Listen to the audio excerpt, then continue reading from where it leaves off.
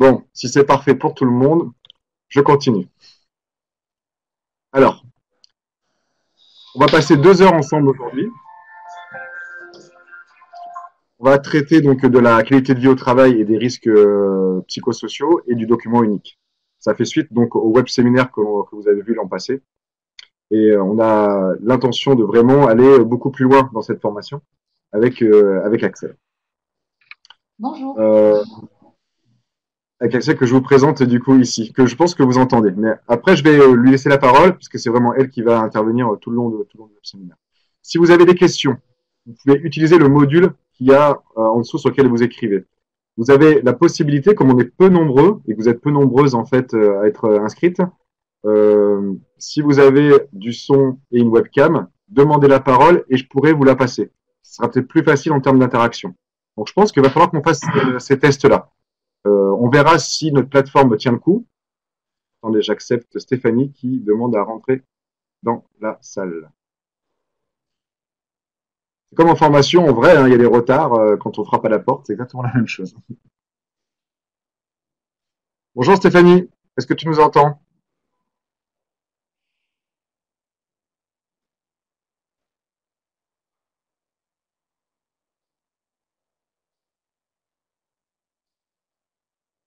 Tu nous entends Stéphanie? Je pourrais être sûr qu'on peut continuer. Pas de souci pour le retard, ok, on continue. J'ai juste de manière pris la parole 5 minutes pour expliquer notre contexte par rapport à cette formation. Donc, on s'est vu il n'y a pas longtemps, donc tu sais très bien ce qu'on fait. Donc voilà, notre programme de formation, il s'oriente aujourd'hui autour de 9 J'ai besoin d'eux. Et dans un J'ai besoin d'eux qu'on a mis en place enfin, il y a peu de temps, c'est sur les problématiques de management et de ressources humaines. On s'est rendu compte, c'est ce que je disais en propos d'introduction, qu'il y a beaucoup de changements dans les offices de tourisme. Et nous, avec notre qualité de tête de réseau, on est beaucoup sollicité dorénavant sur des accompagnements VAE, sur des accompagnements GPEC, et globalement sur la construction de plans de formation en interne dans des structures qui sont de plus en plus importantes. Avant, il y a 4-5 ans, on n'avait pas d'interlocuteurs RH dans le réseau. Désormais, on a de plus en plus d'interlocuteurs RH. Donc nous-mêmes, on est en train de se professionnaliser pour pouvoir donner des outils et également en fait des outils et des argumentaires et des formations d'une manière plus globale sur la thématique RH. On a la possibilité de faire tout ce programme de formation grâce à tous nos partenaires que vous connaissez. Donc ça, c'est important pour nous à chaque fois de le signaler. Notre programme, il est régional. Il est soutenu par beaucoup d'opérateurs de la formation professionnelle. Et notamment pour une formation comme aujourd'hui, on remercie nos AGFOS, parce que je crois que vous êtes tous AGFOS, de réussir à jouer le jeu sur une formation à distance. C'est pas quelque chose qui est encore très développé. Ils sont davantage habitués à financer de la formation en présentiel, hein, avec un formateur, 7 heures de formation en salle et un programme pédagogique. Là, on a pas mal de petites. On innove un petit peu dans nos process. AGFOS nous suit bien. Donc, il faut quand même du coup les remercier là-dessus. Quand je suis sur cette petite partie un peu administrative et un peu pénible, à l'issue de ce module, je vous enverrai un mail à toutes pour en fait que vous puissiez acter le fait que vous étiez présente à ce module et donc me renvoyer une signature avec un scan sur un document qu'on a préparé et qui est validé par AGFOS. Mais je vous ferai un petit mail, un petit topo après, il n'y a pas de souci. Donc notre programme de formation, il est sur l'échelle des 3 régions, on travaille avec tous nos partenaires financiers. Et cette année, on a une vingtaine d'organismes de formation, comme Carrière et Entreprise, avec Axel Mainville ici. Et donc tous les organismes de formation avec lesquels on travaille, on essaye d'aller chercher leurs compétences de manière pointue sur un sujet. Donc c'est la première fois qu'on travaille avec Axel. C'est un sujet qu'on ne maîtrisait pas avant et sur lequel nous aussi on se forme. Donc on a été chercher des nouvelles compétences sur des sujets comme ceci. Et pour rappel, il y a 2 choses sur le centre de ressources. Comme je vous l'avais envoyé dans le mail de convocation, avec Axel, on a ouvert un document partagé, un drive, sur lequel on a une arborescence de 3 niveaux, où on va mettre en fait une espèce de foire aux questions, une FAQ, qui pourra vous aider, vous coacher dans toutes les questions que vous avez. Donc ce document, il sera partagé, enfin, il est déjà partagé avec tout le monde, hein, donc vous avez la possibilité de mettre du contenu dessus. Moi, je veillerai à l'organiser. Je vais suivre cette formation en intégralité avec vous. Si par je sais pas quelle raison, pour quelle raison, pardon, je ne suis pas là pour un module, il y aura toujours quelqu'un de la MONA qui pourra assurer la transition. Donc, on veillera en fait au suivi de cette formation. Donc, on pourra échanger avec à la fois l'Axel et à la fois pardon, avec vous sur les questions et la mise en forme des documents. On va faire ça. Et puis, toutes les ressources, toutes les présentations qui sont faites à la suite de chaque module, pardon, on les mettra également en ressources dans ce document. Et ensuite, on a également notre nouveau site internet à la MONA, monatourisme.fr, sur lequel on a tout un centre de ressources qu'on est en train aujourd'hui de ranger. Donc, notamment tous nos accompagnements, tous nos outils sur les GPEC, les RH, nos techniques d'animation VAE, tout ça, on va pouvoir le mettre dessus. Donc, ça peut également être pour vous une centre de ressources important. Je crois que j'ai fini de parler. Ça tombe bien, j'étais un petit peu plus long que je pensais. Donc, je vais passer la parole à Axel. Donc, Axel, si vous pouvez du coup vous présenter rapidement peut-être. Et puis après, moi, je fais juste que vous regardez. Donc, bonjour à tous, à toutes plutôt. Moi, je m'appelle Axel Mainville, donc je suis psychologue du travail. J'ai répondu à cette action de formation parce qu'en fait, je travaille sur la thématique des risques psychosociaux depuis 5 ans. À la fois parce que je fais des missions de conseil et de diagnostic sur la prévention des risques psychosociaux et de la qualité de vie au travail, mais aussi parce que je travaille dans un service de santé au travail, donc de médecine du travail, où je suis intervenante externe pour à la fois écouter les salariés qui sont en souffrance au travail, quel que soit leur motif de souffrance, et à la fois pour accompagner les entreprises adhérentes à réfléchir sur les facteurs de stress des salariés, et puis mettre en œuvre des actions pour limiter la survenue de ces risques. Voilà. Donc, je travaille avec 2 collègues que vous verrez au fur et à mesure des sessions de formation. Une personne qui est spécialisée sur le document unique et toutes les questions de santé et de sécurité au travail, et une autre psychologue du travail qui interviendra en alternance avec moi sur les différents modules que vous aurez. Donc l'objectif de cette action de formation, en tout cas je l'ai construite comme ça, c'est de vous donner effectivement dans un premier temps une idée sur le contexte et qu'est-ce que c'est la qualité de vie au travail et les risques psychosociaux. Dans un deuxième temps, de faire un point avec vous sur toutes les réglementations en matière de qualité de vie au travail, de documents uniques, de risques psychosociaux, en tout cas ce vers quoi vous devez tendre en matière réglementaire. Et puis après, de vous aider à réfléchir un petit peu sur qu'est-ce qui, dans votre structure, doit être regardé, étudié, mobilisé pour pouvoir évaluer les risques et mettre en place des actions derrière pour les réguler au sein de vos établissements. Voilà. Donc l'idée, c'est qu'on puisse, en tout cas pour ce module-là, moi, vous faire un point assez exhaustif, puisque d'après les questionnaires que vous m'avez envoyés, vous avez des niveaux de connaissances sur cette thématique qui sont assez disparates. Donc je vais être obligée de, peut-être pour certains, vous faire réentendre quelques éléments que vous connaissez déjà, mais pour d'autres, vous les faire découvrir. Donc je vais travailler aujourd'hui sur quelque chose qui va être un peu linéaire. En tout cas, c'est moi qui vais parler le plus souvent. Vous avez la possibilité, comme on vous l'a expliqué, de poser des questions. Donc, vous pouvez le faire par chat, mais de mon côté, c'est difficile de regarder le support et de refaire pas de chat. Donc, n'hésitez pas à me solliciter plusieurs fois si vous voyez que je ne réponds pas. Il y a aussi le petit icône qui est en haut de votre écran où le bonhomme lève la main que vous pouvez solliciter pour pouvoir poser une question, ce qui permet d'avoir un double élément visuel pour interagir si vous avez des questions ou si vous avez des remarques sur ce que je vous dis. Vous aurez de toute façon le support sous les yeux et vous aurez ce support qui sera mis dans le cloud si vous avez envie d'y revenir plus tard ou de poser des questions un peu plus spécifiques qui vous reviennent après la session. Entre chaque session, donc puisqu'on va se voir 7 fois, vous aurez du travail personnel à faire ou des éléments à me communiquer pour pouvoir me permettre, comme vous l'avez eu cette fois-ci, de préparer ma session ou le contenu de mon programme, de mon discours, ou des outils en fonction de vos besoins, puisque l'idée c'est de faire quelque chose qui est sur mesure, ou en tout cas qui puisse vous permettre à chacun d'avoir le niveau de réponse que vous voulez.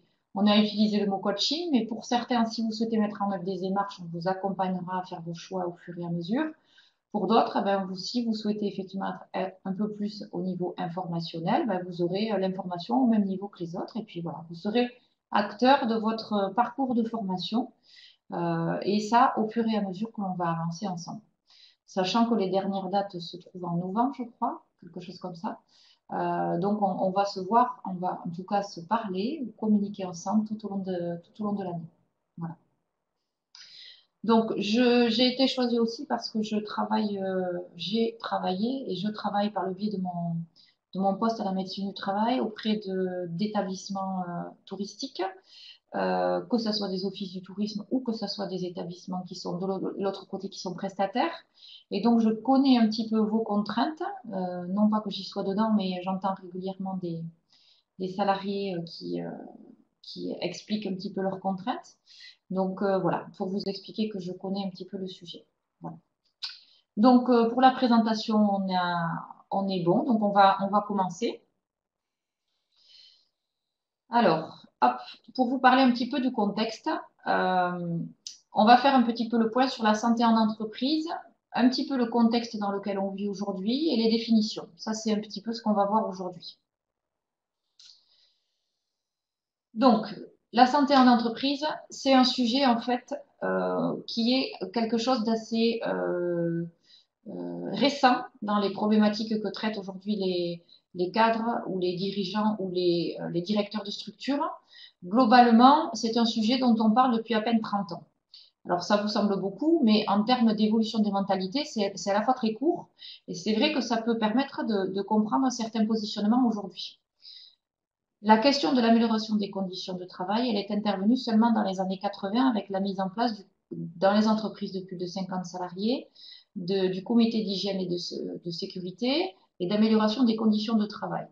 Ça signifie que quand on parle à une structure, quelle qu'elle soit, ou un cadre, s'il a effectivement un parcours professionnel qui est assez long, lui, a été formé et conditionné uniquement à la question des conditions de travail il y a une vingtaine d'années. Ça renvoie à quoi? Ça veut dire que là, pour beaucoup, la question de la santé au travail, elle renvoie, est-ce que la personne, elle est apte ou est-ce qu'elle n'est pas apte? C'est tout. Il n'y a pas d'autres marqueurs d'efficience au travail. Et c'est vrai que le médecin du travail, lui, il a aussi cette approche-là. Dans un deuxième temps, dans les années 90 seulement, il y a eu un cadre réglementaire qui a expliqué qu'on a demandé à plusieurs types de spécialistes de travailler ensemble, donc des ergonomes, des médecins, des préventeurs, des gens qui travaillent sur la prévention des risques, de travailler sur la question des risques professionnels et on a mis en place l'obligation générale de sécurité. Ça veut dire quoi? Ça veut dire qu'il y a seulement 20 ans, donc, qu'on a mis en place à peu près l'obligation pour les entreprises de faire attention à la sécurité de leurs salariés. Pourquoi? Parce que avant, dans les quelques années d'avant, on considérait que le salarié était interchangeable et que c'était au salarié de s'adapter à l'entreprise.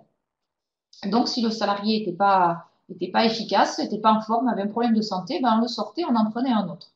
Ce que dit cette loi de 90, c'est que ben, l'entreprise, ou quel que soit l'établissement, parce que vos structures, que vous soyez sur un statut public ou privé, ou semi-privé, vous êtes dans des obligations qui sont liées à cette législation. Vous devez faire attention à vos salariés et faire attention à leur sécurité. Ça veut dire que les salariés commencent à ne pas devenir interchangeables. Et que l'entreprise ou la structure employeur, elle doit faire attention à la sécurité de ses salariés. C'est à partir de ce moment-là qu'on va questionner la logique de risque, mais plutôt sous l'angle produits chimiques, sous l'angle amiante. On a les premiers gros procès avec l'amiante à cette époque-là, et c'est ces procès-là qui ont fait que ça a poussé l'État à légiférer sur la préservation de la santé du salarié, mais sous l'angle effectivement plutôt physique. La question de la santé mentale, c'est-à-dire de l'angle psychologique du travail, de la santé psychologique, elle a été légiférée uniquement aux alentours des années 2000, c'est-à-dire il y a seulement 15 ans. Le concept de santé mentale est introduit dans le droit du travail, mais ça vous le verrez lors du prochain séminaire. Et surtout, on introduit la question de la pénibilité, qui est un sujet qui apparaît juste à ce moment-là. On introduit aussi, à partir de ce moment-là, la question des troubles musculo-squelettiques, donc c'est-à-dire l'impact de la santé sur le corps au niveau des articulations, et la question des risques psychosociaux qui commencent à apparaître sur le plan législatif. Pourquoi on en est arrivé là? Parce qu'en fait, dans les années 2000, si vous vous rappelez, c'est la période où Orange a eu une grosse vague de suicides dans les années 2000, 2003, 2004. Et donc, ça a poussé encore une fois l'État à légiférer pour que l'entreprise, avec un grand E, puisse faire attention à la préservation de la santé psychologique. Et puis, la question de la qualité de vie au travail et du stress, en premier lieu, a été légiférée il y a seulement 5 ans. On est en 2017, mais ça a été légiféré en 2010 et 2013 pour la qualité de vie au travail. Là encore, vous aurez ces points-là qui seront développés lors du séminaire la prochaine fois. Mais ces points-là obligent toutes les structures, j'ai bien toutes les structures, qu'elles aient un salarié ou qu'elles en aient 5000, à travailler, à mettre en place des actions au sein de leur établissement pour prévenir le stress et jouer sur la qualité de vie au travail. Ça veut dire qu'il y a eu des accords qui ont été passés avec les branches pour mettre la qualité de vie au travail au centre d'une approche volontaire où les acteurs de l'entreprise participent à tous les niveaux. Ça veut dire quoi? Ça veut dire que vous, en fonction de la structure dans laquelle vous êtes censé voir si vous vous situez à une conception du travail qui a 5 ans, 10 ans ou 20 ans. Et que quand vous devez expliquer une démarche de prévention des risques ou encore mieux de qualité de vie au travail à votre entreprise, vous êtes sur une démarche qui, dans l'esprit, a été pensée il y a 3 ans ou 4 ans, et vous devez lutter contre des visions du travail qui peuvent avoir 20 ans. Donc, il y a un écart de temps et d'assimilation des différentes étapes qui sont importantes et par lesquelles votre structure ou votre direction doit passer. Et ça peut expliquer justement des points de vue différents, des difficultés pour convaincre des personnes de mettre en place une démarche de prévention des risques psychosociaux, voire de qualité au travail, s'ils sont restés uniquement sur la logique de salariés interchangeables et d'inaptitude ou d'aptitude. Donc c'est important que de vous expliquer ça pour que vous compreniez bien le contexte. Alors oui, vous pouvez poser des... Oui, vous pouvez... Je viens de le voir, donc j'allais répondre. Oui, vous pouvez poser des questions au fur et à mesure. Alors, moi, je suis là également. Merci Axel d'avoir répondu, nickel. Moi, je suis là également pour pouvoir faciliter tout ça aussi. Donc, si à un moment donné, je vois qu'il y a quelque chose, je peux intervenir et couper. Sinon, Stéphanie, ce qu'on va faire, c'est ce que j'ai un peu dit tout à l'heure. On peut essayer, voilà, que quelqu'un prenne la parole sur un sujet. C'est un test. Moi, ça me permettra également de voir ça, quoi.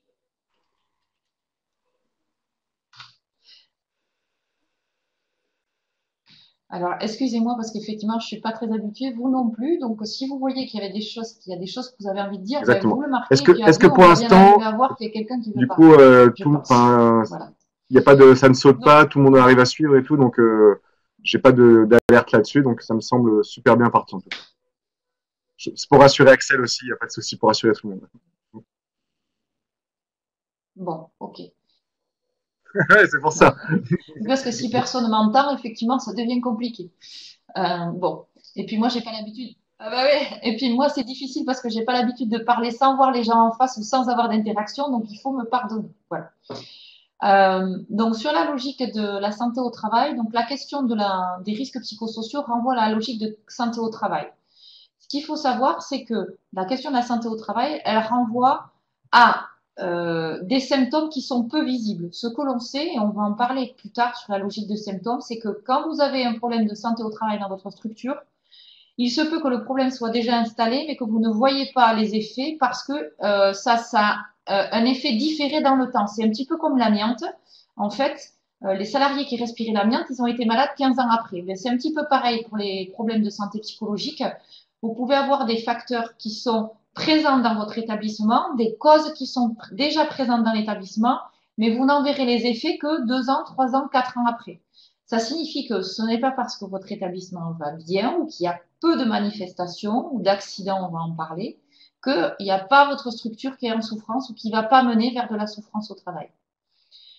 Ça veut dire aussi que on doit intégrer les questions de sensibilité individuelle à un poste identique à une exposition au risque identique. Vous aurez des salariés qui vont plus ou moins bien gérer leur résistance face aux facteurs de stress.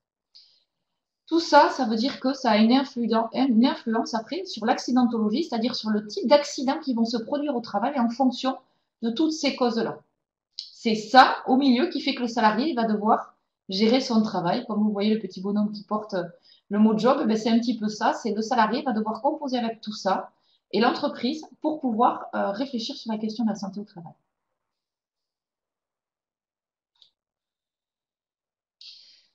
Alors, ce qu'on peut voir aussi, c'est que à partir du moment où on a légiféré, vous vous rappelez, dans les années 90, et aujourd'hui, il y a eu une évolution des maladies professionnelles en France. C'est-à-dire que jusqu'aux années 2005 à peu près, il y a eu une augmentation très très forte, même 2010, il y a eu une augmentation très très forte des maladies professionnelles. C'est-à-dire que les gens étaient malades à cause du travail, ils faisaient reconnaître cette maladie professionnelle comme étant réelle et en lien avec leur activité professionnelle. Ce que l'on voit, c'est que depuis 5 ans à peu près, grâce aux politiques de prévention qui ont été mises en œuvre, il y a à peu près une stagnation des maladies professionnelles, c'est-à-dire des maladies dues au travail. Ça veut dire que c'est quelque chose qui n'est pas anodin, sachant que parmi ces maladies, à ce jour, 85% des maladies professionnelles sont des troubles musculo-squelettiques. Ce que l'on sait des troubles musculo-squelettiques, c'est que souvent, et même quasi systématiquement, ils sont liés avec les risques psychosociaux. C'est-à-dire que quand on aborde une question de mal au dos, de mal aux épaules, de mal au poignet, on peut tout à fait avoir des gens qui ont ce type de symptômes, non pas parce qu'ils ont des postes qui sont avec des ports de charge ou à forte contrainte physique, mais parce qu'ils ont à la fois des contraintes physiques et à la fois des contraintes psychologiques. Et qui font que s'ils vivent mal leur travail, ben, du coup, ils auront moins de résistance au niveau du corps et que c'est les premiers symptômes qui vont sortir en matière de risque psychosocial. Donc, même sur des postes administratifs, ou en tout cas avec une activité sédentaire ou de bureau, c'est-à-dire sans vraiment des activités très physiques, vous pouvez avoir des troubles musculo-squelettiques qui apparaissent parce qu'il y a un impact psychologique qui joue sur le corps. Voilà.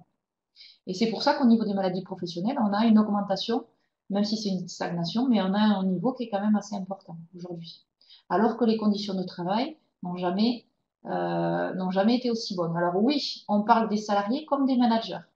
À votre niveau, en termes de contraintes, que vous soyez à l'accueil ou que vous soyez en back-office, vous avez des contraintes physiques qui sont à peu près identiques de ce que je peux voir des missions que j'ai en cours en ce moment. Mais effectivement, c'est tout niveau de poste confondu. Au niveau des postes de bureau, comme vous et moi. Voilà. Sur des postes en industrie, ce qui n'est pas le cas, effectivement, là, c'est plutôt les opérateurs ou les agents de terrain qui sont plus impactés. Alors, ce qu'on sait aussi, c'est que, pour vous donner une idée un petit peu de l'ampleur et de l'importance financière que ça peut avoir, c'est qu'aujourd'hui, les maladies professionnelles et les accidents, ils génèrent aujourd'hui 54 millions de journées de travail perdues. Ça veut dire que quand vous reportez ça à la France, vous avez un nombre incalculable de jours qui sont perdus du fait d'accidents, du fait de maladies, du fait de troubles musculo-squelettiques et du fait notamment de la complexité du travail qui va en augmentant. Ce que vous pouvez voir aussi, c'est que la maladie professionnelle, elle a un coût en moyenne pour une structure comme la vôtre, en moyenne, de 23 000 euros. C'est-à-dire que quand votre entreprise, elle déclare une maladie professionnelle ou quand un salarié dépose un dossier de maladie professionnelle, il coûte 23 000 euros en moyenne à votre structure, ce qui n'est pas négligeable. Ça veut dire que si dans votre établissement, vous avez eu des maladies professionnelles en lien avec le travail et que vous laissez perdurer une problématique de risque, y compris psychosocial, vous risquez 23 000 euros en moyenne. Je dis bien parce que ça peut monter beaucoup plus pour les maladies qui sont fortement impactantes. Vous risquez quand même de faire coûter à votre entreprise quelque chose de non négligeable. Alors quand on est dans une petite structure, ça devient un petit peu complexe à gérer. Voilà.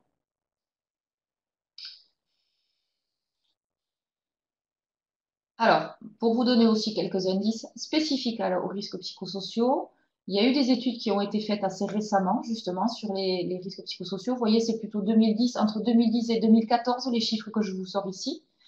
Ce qu'on dit aujourd'hui, c'est que les salariés aujourd'hui, partout, quel que soit le poste, ils estiment que leur santé aujourd'hui est affectée par le travail. Ça veut dire qu'un salarié sur 5 dans votre établissement estime qu'il a des problèmes de santé qui sont en lien direct avec le travail. Que ces salariés soient sur des postes physiques ou pas, ou des postes exigeants. Un salarié sur 6 estime qu'il a des comportements hostiles dans le travail. Ces comportements hostiles peuvent être provoqués par les collègues, peuvent être provoqués par les usagers. Ça veut dire que, là encore, on est un peu plus important, que le risque de comportement hostile est encore plus important. Les facteurs qui sont les plus expliqués par rapport au stress, c'est le travail dans l'urgence. 50% des salariés expliquent qu'ils travaillent dans l'urgence. 23% des salariés qui sont en contact avec le public estiment qu'ils se sentent en risque d'agression. Et je pense que sur les fonctions d'accueil que vous pouvez avoir en contact avec le public, c'est de plus en plus important. Mais on aura l'occasion d'en reparler. On sait aussi qu'il y a moins d'accidents du travail, c'est ce que je vous disais, parce que les conditions de travail sont moins complexes, mais qu'il y a une augmentation, les accidents de travail sont plus importants et touchent beaucoup plus la santé, avec des mises en invalidité qui aujourd'hui sont de plus en plus importantes et d'inaptitude et qui relèvent des psychopathologies. Alors, qu'est-ce que c'est la psychopathologie? Ben, c'est tout ce que vous allez appeler burn-out, épuisement professionnel, etc. C'est-à-dire tous les problèmes psychologiques causés par le travail. Ça veut dire qu'aujourd'hui, quand vous avez des inaptitudes, vous avez une chance, entre guillemets. Il y a une possibilité sur 3 que le départ de votre collègue en inaptitude soit dû à un problème psychologique au travail ou causé par le travail. Ça veut dire que c'est quand même beaucoup plus important. Et ce que l'on voit, ce que je vois en médecine du travail, c'est que les gens, ils sont de plus en plus sortis du travail parce qu'ils n'arrivent pas à supporter les contraintes de leur travail, les contraintes psychologiques. C'est absolument moins, c'est de moins en moins à cause des contraintes physiques ou en lien avec si c'est physique, en lien avec du psychologique. Et ce qu'on voit aujourd'hui, c'est que la majorité des médecins estiment que quand ils voient leurs patients dans l'année, au moins une fois, c'est en cause avec le travail. Donc, ça veut dire qu'ils ont tous les salariés ont à un moment dans l'année une consultation qui est liée à une question de souffrance au travail. Donc, ça veut dire que c'est un problème qui touche tous les salariés, ou en tout cas qui peut être susceptible de toucher tout le monde. Ce que l'on sait aussi, mesdames, bienvenue au club, c'est que les femmes sont plus vulnérables. Il y en a qui peuvent être un peu moins exposées du fait de leur sexe, je ne sais pas pourquoi, mais en tout cas, les femmes sont les plus vulnérables. Les cadres sont encore plus exposés que les agents de terrain ou les personnes qui ont un niveau moindre en termes de responsabilité, parce que les personnes qui ont un niveau moindre en responsabilité ont moins de contraintes. Et pour lever l'ambiguïté sur les métiers les plus exposés, le métier le plus exposé aux risques psychosociaux, ce sont les agriculteurs. Donc, ça lève un petit peu les représentations. Mais en tout cas, là-dessus, on est sur quelque chose qui est de l'ordre d'une vulnérabilité un peu génétique peut-être, ou historique ou culturelle, mais en tout cas, les femmes sont plus exposées que les hommes. Peut-être en parle plus souvent aussi, mais en tout cas, c'est le cas. Alors, tout ça pour vous expliquer quoi? C'est-à-dire que votre entreprise, si vous devez en parler en interne, elle va vous expliquer qu'en fait, les RPS ou les risques psychosociaux, ben, ça ne concerne pas son entreprise ou sa structure. Parce que ben, tout le monde va bien, il n'y a pas de symptômes. Or, ce que je vous ai dit justement, c'est que la question du risque psychosocial, c'est que le symptôme apparaît bien après la présence de risque. Donc, c'est pas parce que il n'y a pas de manifestation que ça ne concerne pas votre structure. La deuxième chose qu'on voit, c'est que vos structures ou toutes les entreprises que je vais voir, elles me disent, ben moi, je préfère pas en parler parce que comme ça nous évite les soucis. Si on n'en parle pas, et bien comme ça, personne ne va en parler et puis comme ça va être plus facile pour nous à gérer. Ben, c'est pas parce que vous en parlez pas que ça va pas vous sortir à la tête un jour ou l'autre. Voilà, ça va pas remonter. L'idée la plus répandue, c'est de dire que si jamais les salariés ne vont pas bien, c'est parce que le manager n'est pas bon. Donc votre directeur n'est pas efficace, votre cadre de service n'est pas bon. Vous allez le voir plus tard qu'en fait, la question du management, c'est une toute partie de ce qui peut causer le mal-être du salarié. Et en aucun cas, ça ne peut être la faute d'une seule personne. Sauf dans des cas de harcèlement, mais ça, on est sur autre chose. L'idée aussi, à l'inverse, c'est que les cadres, quand on parle un petit peu de la question des risques psychosociaux, ils expliquent que ben, c'est le salarié qui n'est pas suffisamment bon pour faire face à son travail. Donc la tentation de donner des formations sur la gestion du stress, sur l'organisation au travail, sur du coaching, etc., renvoie à la responsabilité du salarié qui n'est pas assez équipé, performant pour faire face à son travail, voire même parce qu'il divorce ou parce qu'il a eu un décès dans sa famille, ben, du coup n'est plus du tout opérationnel pour travailler. Et c'est donc sa faute si jamais il n'y arrive pas, et plus du tout la responsabilité de l'employeur.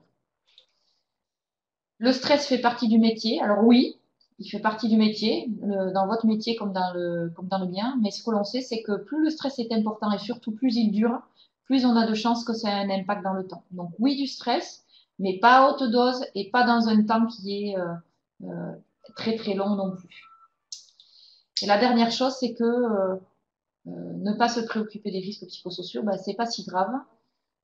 C'est pas si grave, sauf quand le salarié décide que c'est grave pour lui et que il se met en arrêt ou il décide de faire des gestes qui sont encore plus radicaux. Et dans ces cas-là, ça devient une situation très très grave.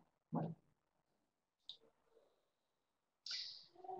Alors tout ça pour vous expliquer quoi? C'est-à-dire qu'aujourd'hui, pour ceux qui connaissent un petit peu la question des maladies professionnelles, le risque psychosocial ou toutes les maladies qui sont liées par la souffrance au travail, c'est-à-dire les maladies psychologiques, comme peuvent être le burn-out, l'épuisement professionnel, donc le stress, etc., ne sont pas reconnues comme étant des maladies professionnelles. Ça veut dire que votre entreprise, s'il y a un salarié qui est licencié pour une aptitude, pour motif psychologique, ne va pas avoir de demande de maladie professionnelle parce que c'est pas reconnu dans la classification des maladies. Mais vous aurez un détail un peu plus précis la prochaine fois. Ce que je vous dis à l'inverse, c'est que de plus en plus, maintenant, on encourage les salariés, notamment la CPAM, elle encourage les salariés à monter des dérogations auprès de la commission régionale des maladies professionnelles, de monter des dossiers de reconnaissance de maladies professionnelles pour motifs psychologiques, pour montrer l'impact du travail sur la santé psychologique du salarié. Et de plus en plus, ça passe. Et on sait que le premier motif qui passe de reconnaissance de maladies professionnelles en dehors du champ des maladies expliquées, donc il peut y avoir d'autres maladies qui ne sont pas dans le champ de classification, mais le premier motif de demande de dérogation, c'est le stress au travail et toutes les pathologies qui sont liées au travail. Ça veut dire que même si vous vous en préoccupez pas, si un de vos collègues décide de déposer un dossier de maladie professionnelle et qu'il s'est accordé, ça devient une maladie professionnelle avec un coût direct pour votre structure. Ce qui, pour des petites structures, peut être vachement difficile à vivre sur le plan financier. Sans compter le plan psychologique, mais sur le plan financier. Et c'est ce qu'on voit en augmentation. Alors là, les derniers chiffres que l'on a sortent de 2014, parce qu'on n'a pas encore les chiffres de 2015 et de 2016, mais l'augmentation, de toute façon, se confirme avec le temps. Voilà. Donc, c'est dû à quoi ça, tout ça? C'est dû à plusieurs choses. Vous, à votre niveau, ce que l'on voit, et c'est ce qui là, alors là, je l'ai traduit à votre niveau par rapport à, j'ai essayé de faire un peu plus spécifique, mais ça vaut pour toutes les entreprises que je peux côtoyer, quels que soient les secteurs d'activité. C'est qu'effectivement, il y a une logique de concurrence accrue. Alors, concurrence qui est donnée par d'autres structures, mais aussi par des outils Internet qui permettent d'avoir un accès à l'information qui est quand même assez important.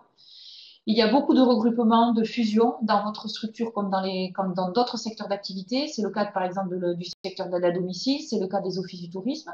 Il y a beaucoup de choses où, en fait, l'État, par ses politiques, les politiques qu'ils font, oblige le secteur privé à se regrouper, ou même le secteur semi-privé, à se regrouper pour pouvoir rentrer dans le cahier des charges qu'ils donnent pour obtenir les habilitations qu'ils demandent.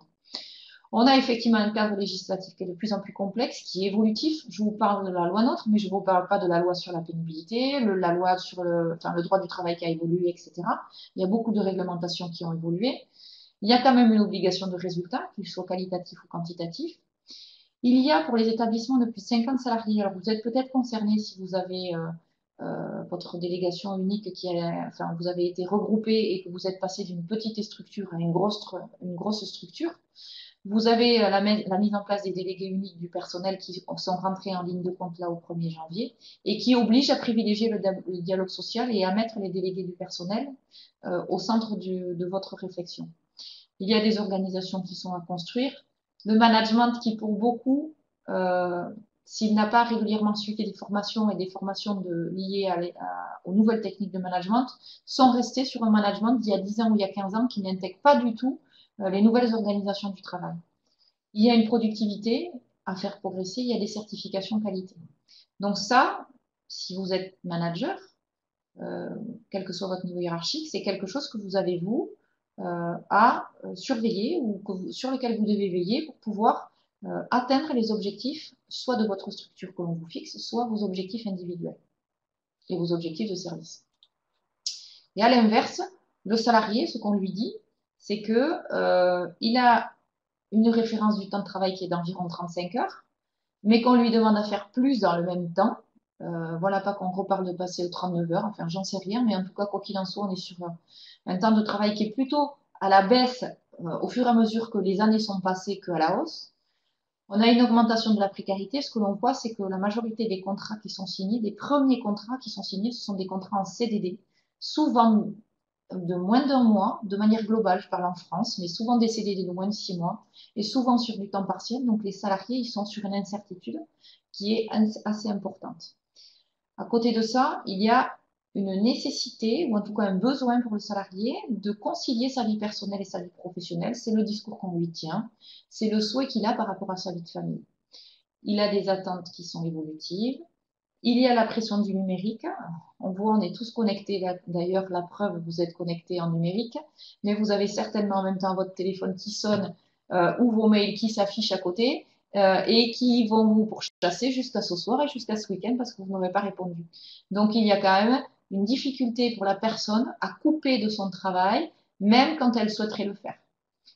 Il y a la nécessité de s'adapter à l'évolution des métiers et des techniques. Le métier que vous faites aujourd'hui n'est pas le métier que vous feriez il y a 5 ans, n'est pas le même que celui que vous avez fait il y a 5 ans.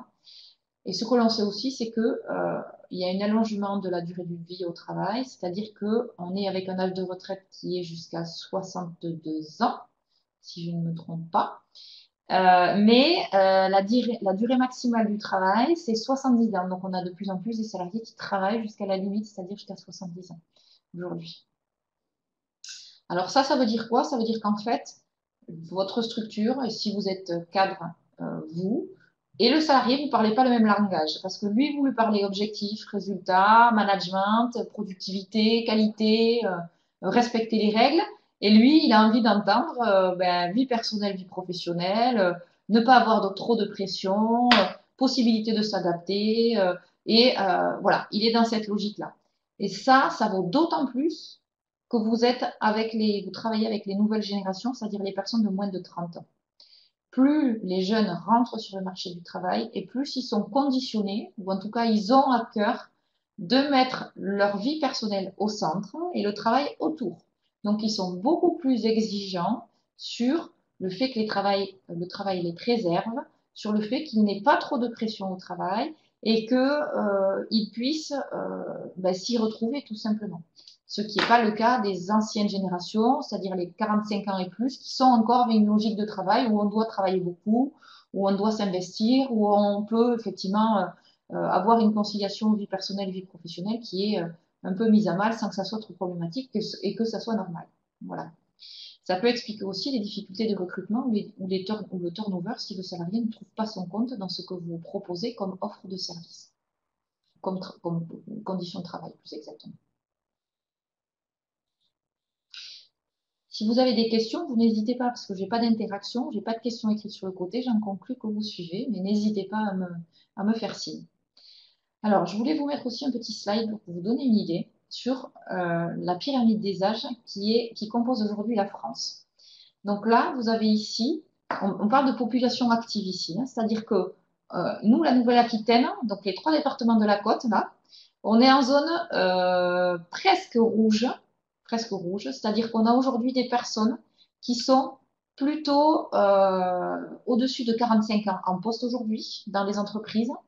Ça signifie quoi? Ça signifie 2 choses. Ça signifie certes que vous allez avoir des gens qui vont partir en emploi, qui vont partir dans les 10-15 années qui viennent, mais surtout que vous avez des gens aussi qui peuvent être usés psychologiquement par leur travail et qui arrivent peut-être à une vulnérabilité aux risques psychosociaux plus importantes que les jeunes qui viennent de commencer.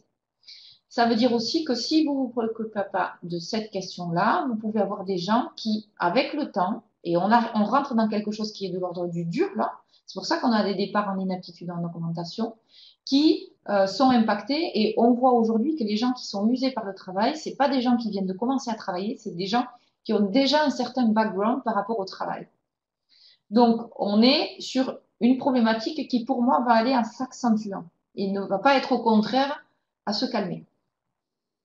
Et c'est ce qu'on voit. Vous voyez, dans les années 2010 à 2030, la population va vieillir et on va être sur une augmentation du risque psychosocial assez importante. Surtout si les entreprises ne font rien. Alors, pour que ça vous donne une idée, au final, le contexte qui mène justement le salarié en situation de risque, c'est l'interaction qu'il va y avoir entre le travail et lui-même. Si effectivement le travail, ça renvoie aux contraintes que vous allez lui donner, aux contraintes de l'organisation, et ça renvoie à la situation de travail. Le salarié, lui, on va lui dire, ben voilà, on attend de toi quelque chose, donc on va lui dire les attentes que l'on a, et lui, il va dire, ben voilà, moi j'ai des attentes.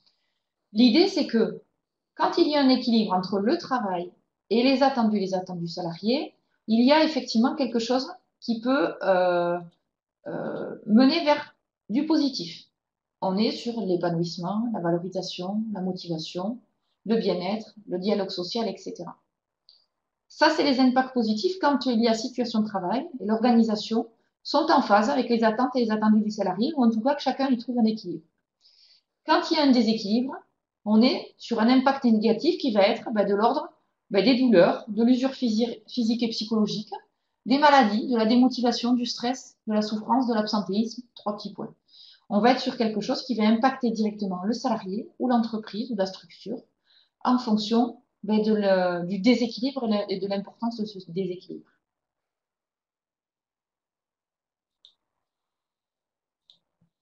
Zut, je crois que j'ai cliqué trop vite. Voilà. Donc, ce que l'on voit, c'est que pour faire le lien avec la pyramide des âges, justement, que vous voyez, que je vous ai montré tout à l'heure, c'est que le travail aujourd'hui, il est perçu de plus en plus comme étant parfois difficilement soutenable. C'est-à-dire qu'on a du mal à tenir dans la durée. On a du mal à tenir dans la durée parce qu'il y a beaucoup de changements. Par exemple, ce que l'on voit, c'est que il y a beaucoup de changements technologiques et qu'il y a une certaine catégorie de personnes, par exemple les plus de 50 ans, qui ont du mal à suivre cette évolution technologique. Dans votre métier, c'est d'autant plus prégnant que vous êtes au cœur de ce type de problématique. Mais ça renvoie, ça veut dire aussi que les gens qui ont justement une référence, comme je vous le disais tout à l'heure, de travail d'il y a une vingtaine d'années, eh ben, ils sont restés sur ce schéma-là et ils ont du mal à passer le cap des nouvelles formes de travail et des nouvelles organisations du travail. Ça vaut tout niveau hiérarchique confondu. Ce que l'on voit aussi, c'est que pourquoi il y a plus de manifestations de risque aujourd'hui, c'est parce que le rythme de travail a beaucoup plus augmenté. On vous demande de faire la même chose, mais avec un rythme beaucoup plus rapide, en faisant peut-être 2 tâches en même temps, 3 tâches en même temps, avec des contraintes de mail, d'interruption, etc., dont on parlera tout à l'heure, qui font qu'aujourd'hui, le travail est beaucoup plus complexe qu'il y a 20 ans. Donc, on a effectivement des gens qui ont un système de fonctionnement qui n'est pas adapté aux nouvelles organisations du travail. Et si, on va le voir après, la structure que vous êtes, dans laquelle vous êtes, n'a pas conscience de ça et n'essaye pas de faire évoluer les gens en même temps qu'elle va mettre en place des organisations du travail, et c'est tout le contenu de ce séminaire, eh bien vous allez avoir des gens qui vont rester sur le carreau. Non pas qu'ils n'aient pas envie de changer, c'est juste qu'ils n'ont pas les moyens, les ressources, les référentiels pour changer. Et que ça va leur demander un effort qui va être très très important et qui vont faire que ça va induire de la souffrance et donc après des conséquences sur leur santé psychologique. Axel, j'interviens 2 secondes. Voire physique. Moi, j'ai un problème avec la. Non, j'ai un problème avec la présentation, je la vois pas. Alors, je voulais savoir si j'étais le seul. Sur celui d'avant C'est bizarre. Ouais, d'accord. J'ai fait juste un test parce que c'est vrai que du coup. Ah, moi je la vois, donc je ne sais pas. Oui, c'est moi, mais j'arrive. Non, c'est OK pour vous. Ah, bon, là, il n'y a ça que moi fonctionne, qui n'arrive c'est pas pas à moi voir qui la la mienne, présentation. donc, C'est formidable. C'est moi qui suis l'autre et j'arrive pas à la voir. OK, c'est bizarre. Merci. Bon, ben, Axel, non, mais Axel, je vous laisse faire. Alors, pas de souci. Vous pouvez.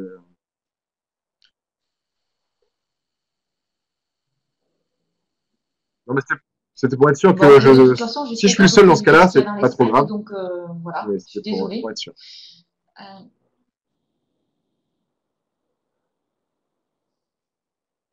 Je sais pas. Pour l'instant, il n'y en a qu'une qui a répondu OK, donc j'en Ah, conclus que les autres, c'est bon aussi.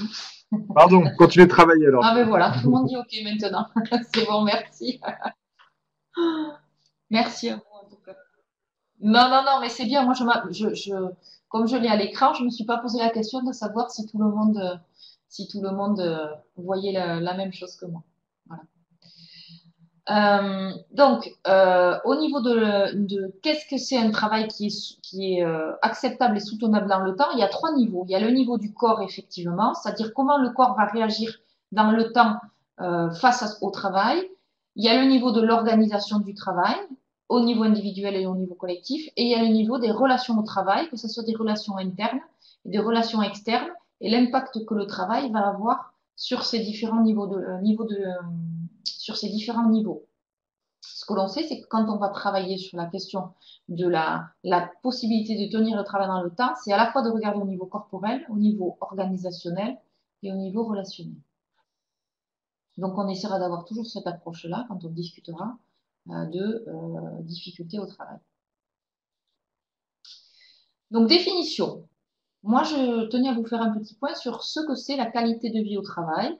Donc, je vous ai mis des définitions parce que ça me semblait important pour le démarrage qu'on s'entende tous sur le même contenu, sachant que ces définitions, ce sont des définitions qui font plutôt consensus. Alors, je vous ai mis qu'une seule définition qui est celle de l'OMS, qui fait référence. Mais après, je vous ai donné des explications pour pas avoir quelque chose qui soit trop lourd non plus. Donc, en fait, la qualité de vie au travail, c'est tout ce qui va rendre le travail favorable à la santé et qui va permettre de lier le travail avec des questions de bien-être, que ce soit sur le plan physique, que ce soit sur le plan mental. Alors, on utilise le mot mental dans notre métier, mais utiliser le mot psychologique, ça va aussi. Et sur le plan social. Ils ont une logique de dire c'est pas parce qu'on n'est pas malade ou qu'on n'est pas infirme qu'on est bien, on est dans une logique de bien-être. Ça renvoie un petit peu aux évolutions législatives qu'il y a eu dans les années 70. De manière plus large, en fait, on va considérer que questionner la qualité de vie au travail, ça va être de s'interroger sur le développement des comportements de santé et le bien-être au travail en lien avec la logique de performance globale. Donc, le bien-être, c'est la définition, c'est la traduction, la perception du bien-être au travail, c'est la traduction de la question de la qualité de vie au travail, que ce soit une logique perçue collectivement ou individuellement. À l'intérieur, on va poser des concepts qui vont être liés à l'ambiance, à la culture de l'entreprise, à l'intérêt du travail ou des tâches réalisées, aux conditions, à l'implication, à l'autonomie, à la responsabilisation, à l'égalité, au droit à l'erreur, à la reconnaissance, à la valorisation du travail. Trois petits points parce qu'il peut y avoir beaucoup de thématiques qui peuvent être en lien avec la question de la qualité de vie au travail. Donc, ce que l'on voit, et vous le verrez la prochaine fois notamment, c'est que la qualité de vie au travail, c'est un concept pour lequel le contexte législatif est peu développé, ce qui n'est pas le cas du risque psychosocial. La qualité de vie au travail, pour l'instant, il n'y a pas eu beaucoup d'éléments juridiques qui cadrent un petit peu le concept au niveau des structures. Ce n'est pas le cas du risque psychosocial. Le risque psychosocial, il a été posé dans le cadre du Code du travail. Et le Code du travail induit, mais ça vous le verrez la prochaine fois, que les risques psychosociaux ont une définition qui sont en lien avec la santé mentale et physique du salarié. Et ça signifie que la question du risque psychosocial dépend de l'entreprise et qu'elle dépend du Code du travail et donc du prud'homme et que toute problématique en lien avec le risque psychosocial, à part le suicide qui est de l'ordre du pénal, renvoie au conflit prud'homo, donc au prud'homme. Aujourd'hui en tout cas. La définition la plus large du risque psychosocial, c'est une définition qu'on utilise dans notre métier, qui est le risque pour la santé mentale, physique et sociale, engendré par les conditions d'emploi, les facteurs organisationnels et relationnels susceptibles d'interagir avec le fonctionnement mental. Ça signifie quoi? Ça signifie que quand on questionne la logique de risque psychosocial, on doit questionner la santé psychologique, la santé physique, mais aussi les relations internes et les relations externes dans l'établissement, en lien avec les conditions de travail et en lien avec l'organisation du travail et le système de management. Le mot relationnel ici renvoie au système de management, susceptible d'interagir avec l'individu, puisque le fonctionnement mental, c'est individuel. C'est ce qui est expliqué dans le schéma que vous avez en dessous. Vous avez le travail, les contraintes du travail, avec le travail que vous allez demander, qui est le travail prescrit, et le travail que va faire la personne en réel, avec la question des changements organisationnels, en lien avec la question avec les exigences et les valeurs des salariés, notamment la question de la reconnaissance, et les relations au travail, comme le management, la cohésion interne, les politiques d'intégration, qui vont faire que si ces 4 éléments-là sont en phase, vous avez la possibilité pour le salarié d'exercer son activité dans un contexte favorable. Si vous avez un des éléments qui est en déséquilibre et qui est pas régulé par les autres éléments, vous avez quelque chose qui amène vers la manifestation du risque psychosocial. Autre chose aussi qui n'est pas induit là, mais vous le verrez sur la séance d'après, c'est que dans le code du travail, le risque psychosocial est lié clairement à la perception du salarié de son travail. Donc, ça veut dire quoi? Ça veut dire que vous, en tant qu'encadrant, même si vous estimez que le salarié a toutes les conditions de travail pour être bien, si lui dit, il perçoit qu'il n'est pas bien, eh bien, il n'est pas bien. Et donc, c'est de votre responsabilité d'écouter ça, d'entendre ça et de faire ce qu'il faut pour que son ressenti du travail devienne positif et ne reste pas sur le négatif. Et c'est toute la difficulté parce que dire à une entreprise qu'elle doit s'interroger sur le ressenti du travail, c'est une conception qui est un peu innovante et qui ne renvoie pas aux anciennes formes d'organisation du travail et de management qu'il y avait il y a encore une dizaine d'années. Alors, je vois qu'il y a quelqu'un qui est en train d'écrire, donc avant de passer à l'autre slide, je vais attendre de voir afficher la réponse. La question, plus exactement.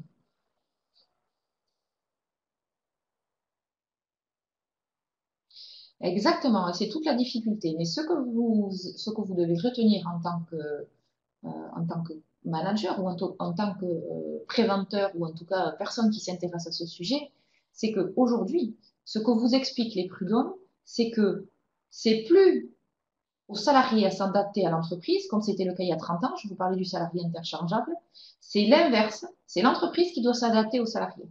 C'est l'entreprise qui doit adapter son organisation du travail, c'est l'entreprise qui doit adapter son management, c'est l'entreprise qui doit faire en sorte que le salarié soit pas en souffrance au travail. Et c'est ce qu'on ira chercher dans le risque prud'homal, c'est-à-dire est-ce que vous avez fait tout ce qu'il faut pour que le salarié puisse travailler dans des bonnes conditions, y compris des conditions psychologiques, pas que des conditions physiques.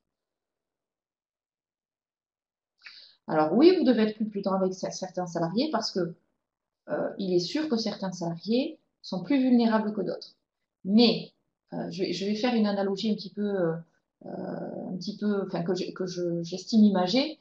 Quand vous recrutez un salarié qui est senior, par exemple, qui a 55 ans, ou que vous recrutez un salarié qui a un handicap, vous le savez au départ qu'il a un handicap, cette personne-là.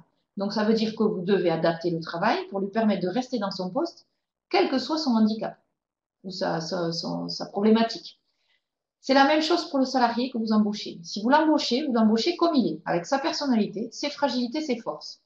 Que après, il puisse être plus fragile que d'autres, c'est votre problème, parce que c'est vous qui l'avez embauché comme ça. Et c'est ce que vous dira le prud'homme. Donc, vous devez penser vos organisations de travail de manière à ce que les salariés qui soient les plus fragiles puissent suivre, ou puissent avoir des tâches adaptées ou des conditions de travail adaptées qui lui permettent d'atteindre le résultat de la même manière que quelqu'un qui est plus fort psychologiquement. Ça va être en jouant sur les postes, en jouant sur les tâches, en jouant sur le système de management, en jouant sur la formation, sur beaucoup d'outils qu'on va voir. Mais le fait que certains salariés puissent être moins résistants, c'est la problématique de l'employeur. Voilà. S'il a effectivement des problématiques qui sont en lien avec la vie personnelle, admettons que vous ayez un salarié, un collègue, un collaborateur qui soit en instance de divorce, par exemple, il est donc tout à fait en capacité de travail, mais il y a quelque chose dans sa vie personnelle qui fait que ça ne change rien. Ce n'est pas parce que vous avez un salarié qui est en détresse parce qu'il divorce que l'employeur, si ça a un impact sur le travail, ne doit pas s'en préoccuper. Au contraire. Parce qu'il divorce peut-être à cause du travail, mais vous ne le savez pas. On est bien d'accord. Mais pour moi, le directeur est un salarié. Vous êtes salarié comme les autres. Donc, que vous soyez en bas de l'échelle ou en haut de l'échelle, c'est la même chose. Normalement, vous avez au-dessus de vous des instances publiques, un conseil d'administration ou quelqu'un qui est à même de vous écouter sur cette problématique-là. Si ce n'est pas le cas, vous avez un interlocuteur qui est privilégié, qui est la médecine du travail. Parce que la médecine du travail, elle doit recevoir tout salarié, quel que soit son niveau hiérarchique et quel que soit son niveau de responsabilité. Et si c'est pas le cas, ben vous avez des associations, vous êtes peut-être avec des, je ne sais pas si c'est le cas des associations de directeurs, vous avez des collectifs, vous avez des syndicats, vous avez des choses que vous pouvez mobiliser, des structures que vous pouvez mobiliser pour vous faire aider si vous êtes en difficulté. Moi, aujourd'hui, je suis des directeurs d'établissement. La médecine du travail, je suis en accompagnement des directeurs d'établissement qui sont en souffrance. Voilà.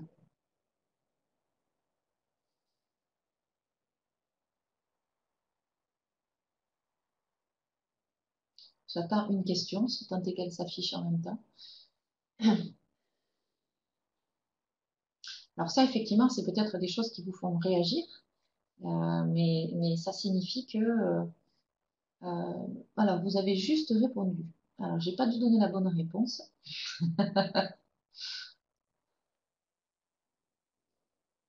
Oui, oui, oui, je Vous crois que c'est avez ça. juste répondu si. Je crois que c'est Corinne qui voulait écrire Est-ce que quelque ce chose et en est-ce fait, que vous je avez peux répondu, donc il n'y a bien? pas de Vous souci. me répondez oui ou vous me répondez non?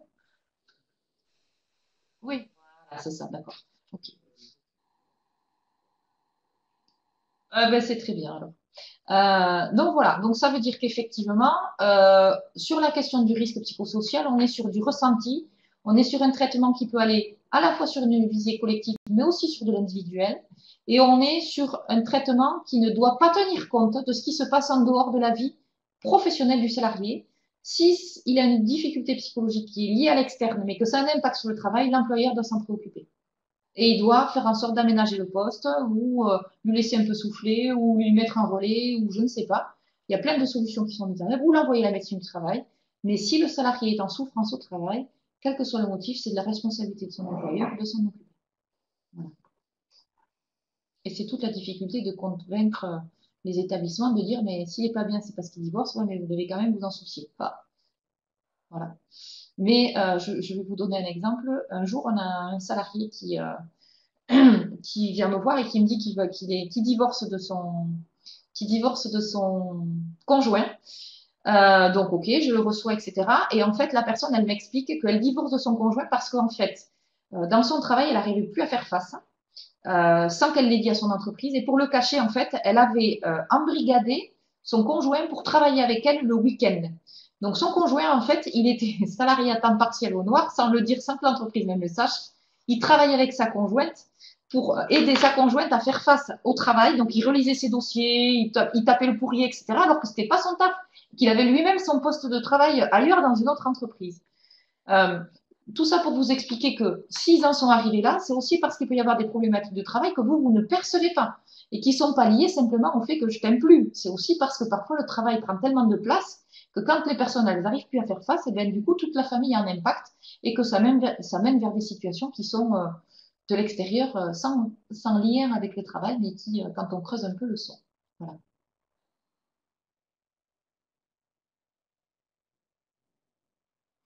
Alors, c'est toute la difficulté. Je suis d'accord avec vous, c'est-à-dire que quand vous êtes agent de direction, on considère que normalement, vous devez faire face à votre poste de travail. On revient avec le prérequis que le stress, c'est normal, surtout pour les cadres.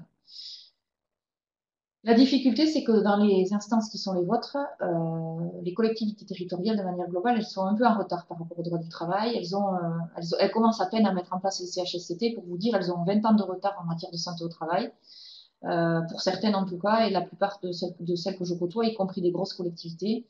Euh, je suis d'accord avec vous pour vous dire qu'elles s'en fichent, globalement, mais je suis d'accord avec vous aussi pour vous dire que vous ne pouvez pas laisser passer les choses comme ça. Alors, techniquement, quand c'est comme ça, c'est souvent, quand les élus bougent, c'est souvent parce qu'il se passe un incident dans l'entreprise. Soit parce qu'il y a un énorme clash, c'est-à-dire qu'il y a un salarié qui, qui fait n'importe quoi au travail, c'est-à-dire qu'il agresse un de ses collègues. Moi, j'ai eu ça, j'ai eu des salariés qui en sont venus aux mains dans un office du tourisme. Ou alors qu'il y a des gens qui tentent de se suicider. Ça, c'est dans les cas les plus extrêmes. Et dans ces cas-là, ça remonte directement à l'instance dirigeante, c'est-à-dire le conseil d'administration. Donc tout ça pour vous dire que souvent, sur la question du risque psychosocial, ce qui fait bouger la structure quand il n'y a pas de volonté de bouger, c'est l'incident majeur.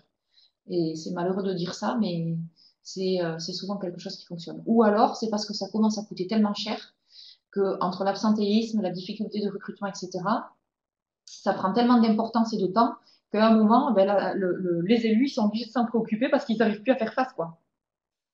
Et que ça devient catastrophique pour arriver à assumer la mission de base au quotidien. Si les gens ne sont pas là, on ne peut pas atteindre les objectifs de service. Et malgré tout, comme vous êtes dans un contexte qui est de service public ou assimilé service public, il y a quand même des choses qui sont importantes, en tout cas. Il y a une qualité de service, une qualité voilà, une qualité de service qui est à nous. Voilà. Alors, est-ce que la médecine du travail peut aider? Oui, euh, tout à fait. Mais ça dépend des médecins du travail. Parce qu'il y a des médecins du travail qui vont volontiers au charbon. Et puis, il y en a d'autres qui sont plus frileux. Il faut savoir que depuis le 1er janvier 2017, le médecin du travail peut être mis en cause personnellement, ce qui n'est pas le cas aujourd'hui. Ce n'était pas le cas il y a encore 3 mois. Il peut être mis en cause personnellement par les prud'hommes si un salarié ou un employeur conteste quelque chose, un avis que le médecin a émis, notamment l'inaptitude. En clair, si un médecin du travail émet un avis d'inaptitude pour motif psychologique d'un salarié en lien avec des pressions au travail, et que l'employeur conteste, c'est le médecin du travail personnellement qui prend le risque prud'homal. Ça veut dire qu'on a aujourd'hui des médecins du travail qui, pour certains, vont être de plus en plus prudents. Voilà. Par contre, ce qu'on voit aussi, c'est que les médecins du travail, ils ont toute légitimité pour pouvoir être saisis en cas d'incident et faire des courriers d'alerte à destination de vos élus pour les sommer à bouger et à réfléchir sur la présence de risque ou pas dans votre structure. Ce que je vois globalement, c'est soit parce que le médecin du travail a fait un courrier d'alerte, soit parce que c'est l'inspecteur du travail qui débarque suite à dénonciation d'un salarié, voire même parfois du directeur, pour qu'il y ait quelque chose qui bouge au niveau juridique. Donc encore une fois, c'est la logique du pistolet, c'est-à-dire qu'il faut qu'il y ait vraiment un incident majeur, que ce soit un incident juridique ou un incident physique ou psychologique qui fait que ceux qui ne s'en préoccupent pas sont obligés de se mettre le nez dedans parce qu'à un moment, ils ne peuvent plus l'ignorer. Aujourd'hui, je pense que, vu les contraintes auxquelles vous devez faire face, vous êtes dans la période où on se met les œillères. Donc, tant que vous tenez, c'est bien pour les élus. Voilà. Mais ça ne veut pas dire que vous ne pouvez pas encourager, à l'inverse, vos salariés, on va le voir, mais vous le verrez la fois d'après surtout, à aller voir, quand vous sentez des collaborateurs en difficulté, à aller voir le médecin du travail, parce que le médecin du travail, depuis le mois de janvier, encore une fois, il peut recevoir des salariés quand vous le demandez, c'est-à-dire quand vous, directeur, vous avez besoin qu'un salarié soit reçu, il est tout à fait possible que vous demandiez au médecin du travail de recevoir le salarié en dehors des visites médicales, de manière à ce que vous puissiez permettre au salarié d'exprimer sa difficulté au travail. Donc, s'il y a des signalements qui sont en augmentation, c'est-à-dire si vous, en tant que directeur, vous envoyez de plus en plus de salariés en médecine du travail en disant les salariés ne sont pas bien, venez voir, ben, le médecin du travail ne peut pas rester indifférent, il est obligé au bout d'un moment de faire un courrier. Parce que lui, il doit se couvrir en termes de responsabilité. Voilà. Donc c'est un moyen détourné de faire bouger vos élus. Donc les éléments de compréhension pour que vous puissiez comprendre le vocabulaire qu'on va utiliser. Il y a ce qu'on appelle risque psychosocial, c'est 3 mots, c'est le stress, c'est les violences internes et les violences externes. Violences internes, ça peut être des violences physiques ou des violences verbales. Interne, c'est entre collègues. Externe, c'est collègues, personnes extérieures, sous-traitants, usagers, partenaires, tout ce que vous voulez, banquiers, enfin n'importe quoi. D'accord? Les facteurs de risque, c'est ce qui va provoquer la survenue du stress, de la violence interne ou de la violence externe. Et les atteintes à la santé, c'est les conséquences. Donc en clair, quand vous avez, par exemple, un travail qui est trop complexe, ça peut générer du stress et ça peut générer, ce stress-là, quand on est exposé trop longtemps, va générer des atteintes à la santé qui peuvent être de la dépression, de l'épuisement, on va le voir plus tard. D'accord? Donc quand je parle de risque psychosocial, on est sur soit du stress, soit de la violence interne ou externe. D'accord? Et à l'inverse, quand vous me parlerez plus tard, quand on discutera de vos structures respectives, quand vous verrez que dans votre structure, vous avez des conflits internes ou des conflits avec des usagers en augmentation et du stress, ça veut dire que vous êtes soumis à un risque psychosocial qui est présent dans votre structure. Peut-être sans atteinte encore visible à la santé, mais certainement en lien avec des facteurs de risque qui sont multiples, c'est ce qu'on a vu sur la slide précédente. OK?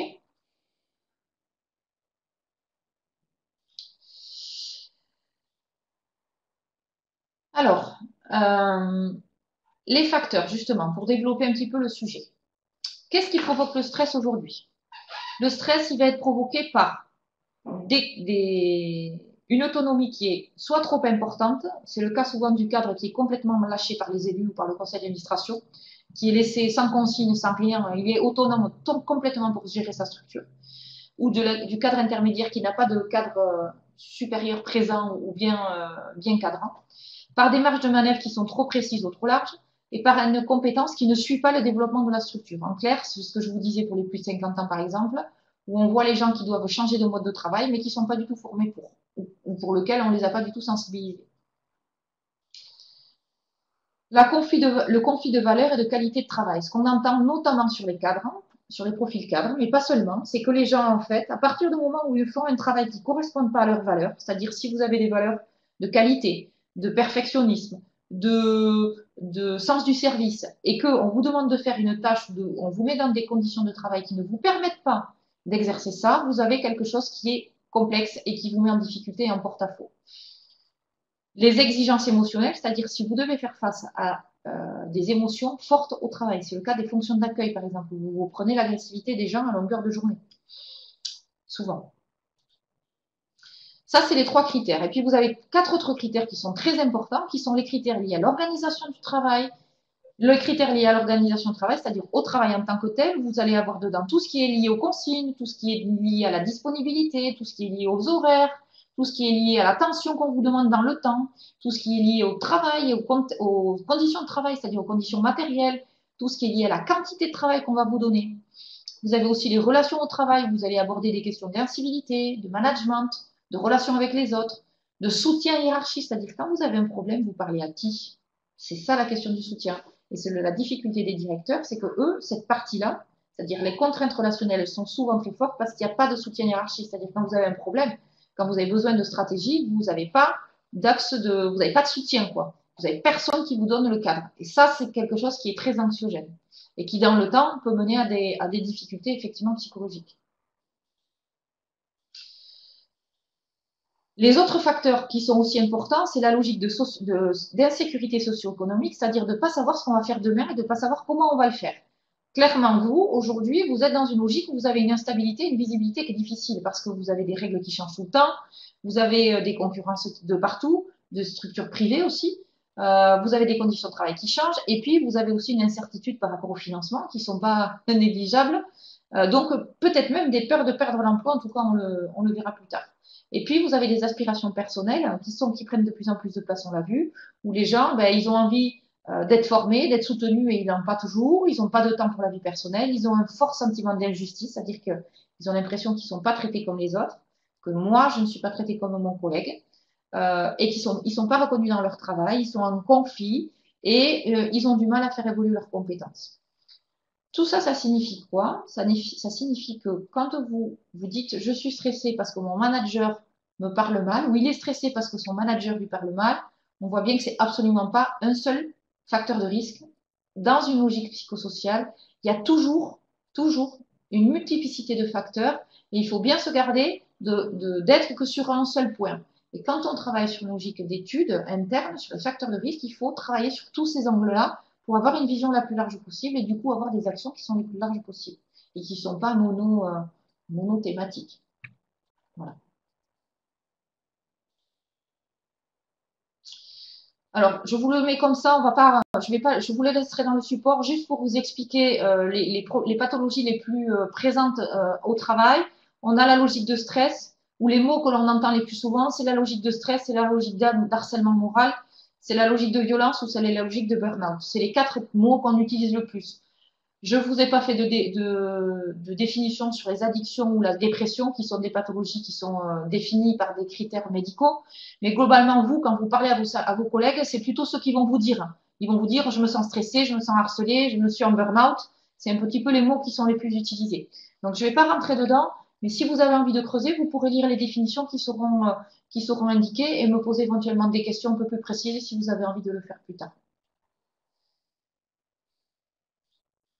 Sachant que la question du harcèlement moral, c'est le seul point qui est défini par le Code du travail et sur lequel il y a de la jurisprudence. Donc là, vous ne pouvez pas jouer.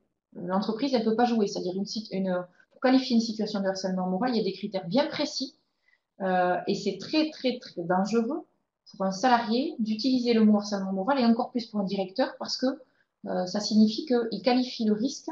C'est pour ça que nous, en tant qu'intervenants extérieurs, et même la médecine du travail, n'utilise jamais le mot harcèlement moral, jamais, parce qu'il n'y a que le tribunal qui peut qualifier le harcèlement moral. En aucun cas, vous pouvez utiliser ce mot de harcèlement moral parce que ça renvoie à un contexte juridique pour lequel vous n'avez pas la compétence.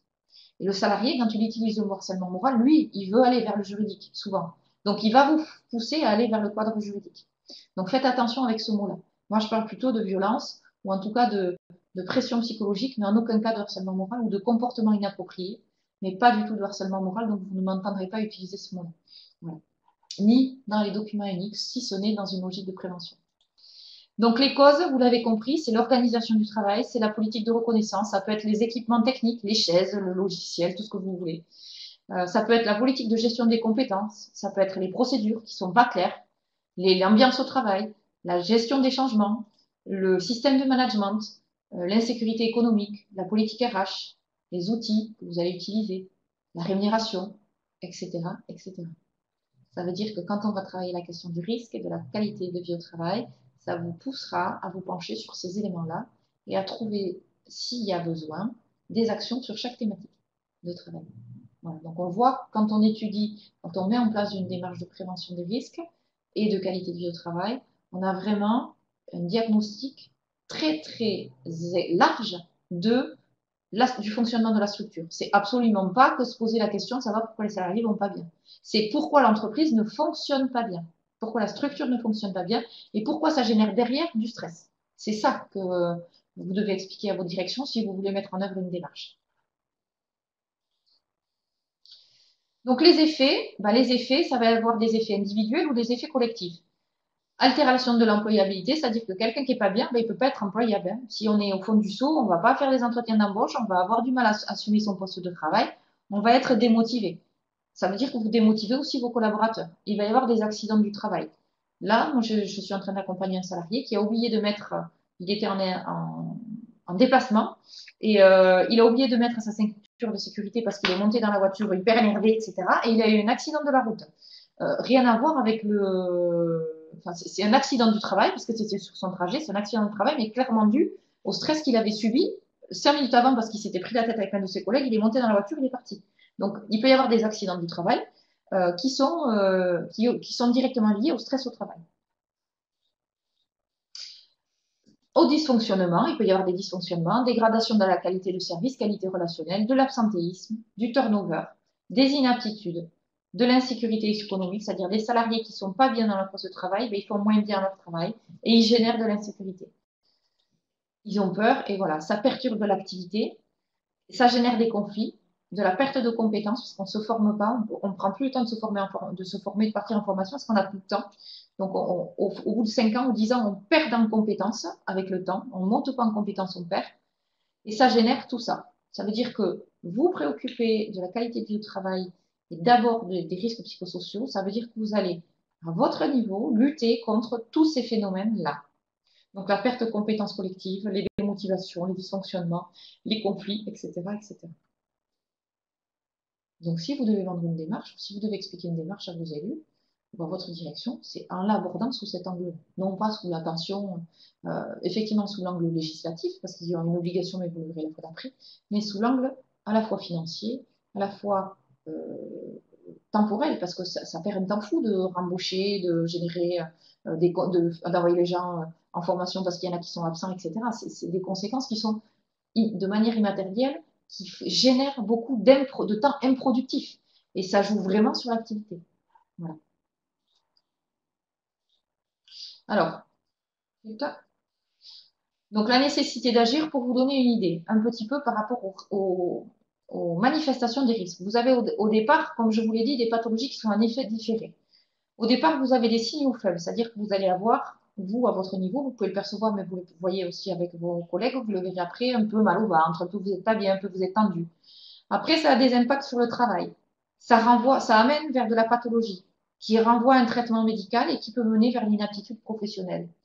Ce que l'on sait, c'est que plus vous allez avoir un impact sur la santé qui est fort, plus vous avez un risque de perte d'emploi au niveau individuel et donc de perte de compétences, et plus effectivement vous allez avoir un impact sur le corps qui est important.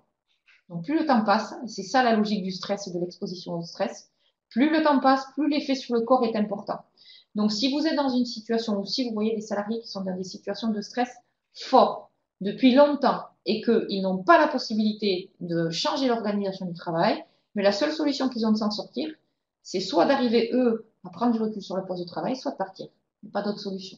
Et c'est en ça que on aide les personnes à réfléchir quand on a les personnes en médecine du travail. Que moi, je les vois dans le cadre de mes activités. Donc, comme je vous le disais, effectivement, vous avez une logique de coût financier direct, indirect et de coût organisationnel parce que si vous devez indemniser quelqu'un qui est absent, vous devez le remplacer, vous devez recruter quelqu'un, donc il faut passer du temps sur le contrat de travail, il faut payer les indemnités. Vous avez des risques que ça soit qualifié en maladie professionnelle ou que vous ayez un accident du travail.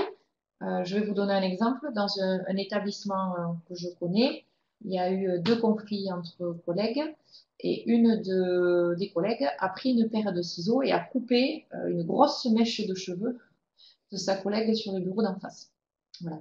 Mais ça, c'est de l'accident du travail. Une claque qu'un collègue donne à quelqu'un d'autre, c'est un accident du travail. Une altercation violente entre un manager et un salarié, c'est un accident du travail. C'est potentiellement qualifiable en accident du travail. C'est-à-dire que si le salarié il part de la structure ou que vous percevez des comportements qui sont inappropriés et violents sur le lieu de travail, c'est tout à fait susceptible d'être qualifié en accident du travail. Parce que c'est provoqué, le mal-être est provoqué directement par le travail. Un braquage, une agression d'un usager sur un collègue de l'accueil, c'est de l'accident potentiel de travail. Et accident potentiel de travail, ça a un coût pour la structure qui n'est pas la même que de la maladie classique. Voilà. Donc, ça a un coût financier qui peut être très très important. Le coût direct, effectivement, les coûts d'improduction, de gestion, de l'intérim, si vous devez faire appel à l'intérim ou sur des contrats courts. L'inaptitude, si vous avez des salariés qui sont licenciés pour inaptitude, ça multiplie les indemnités de départ par deux, enfin certaines indemnités de départ. Donc ça veut dire que du coup, ça a un coût pour l'entreprise. Et si vous devez le négocier, parce qu'il y a aussi de plus en plus de licenciements inaptitude qui sont faits, entre guillemets, sous l'angle de licenciement négocié, c'est-à-dire avec négociation, les salariés demandent à partir parce qu'ils se sentent pas bien, ils vont pas jusqu'à l'inaptitude, mais ils négocient un départ, ça coûte donc une indemnité supplémentaire à la structure. Et le coût organisationnel, il y a une perturbation de la production, les obstacles à la flexibilité, à la mise en place de projets nouveaux, il y a un climat social qui n'est pas facile, c'est-à-dire qu'on sent qu'une ambiance qui est tendue, et surtout, il y a une image en externe qui est altérée, et là, c'est pas bon, parce que ça veut dire que l'usager, ou le partenaire, ou la collectivité, elle perçoit qu'il fait pas bon travailler chez vous. Et donc, elle va pas parler en bien de votre structure. Que ça soit en termes de prestations, que ça soit en termes de possibilité d'y travailler, tout simplement. Donc, ça va renforcer vos difficultés de recrutement, et ça va être plus compliqué. Voilà.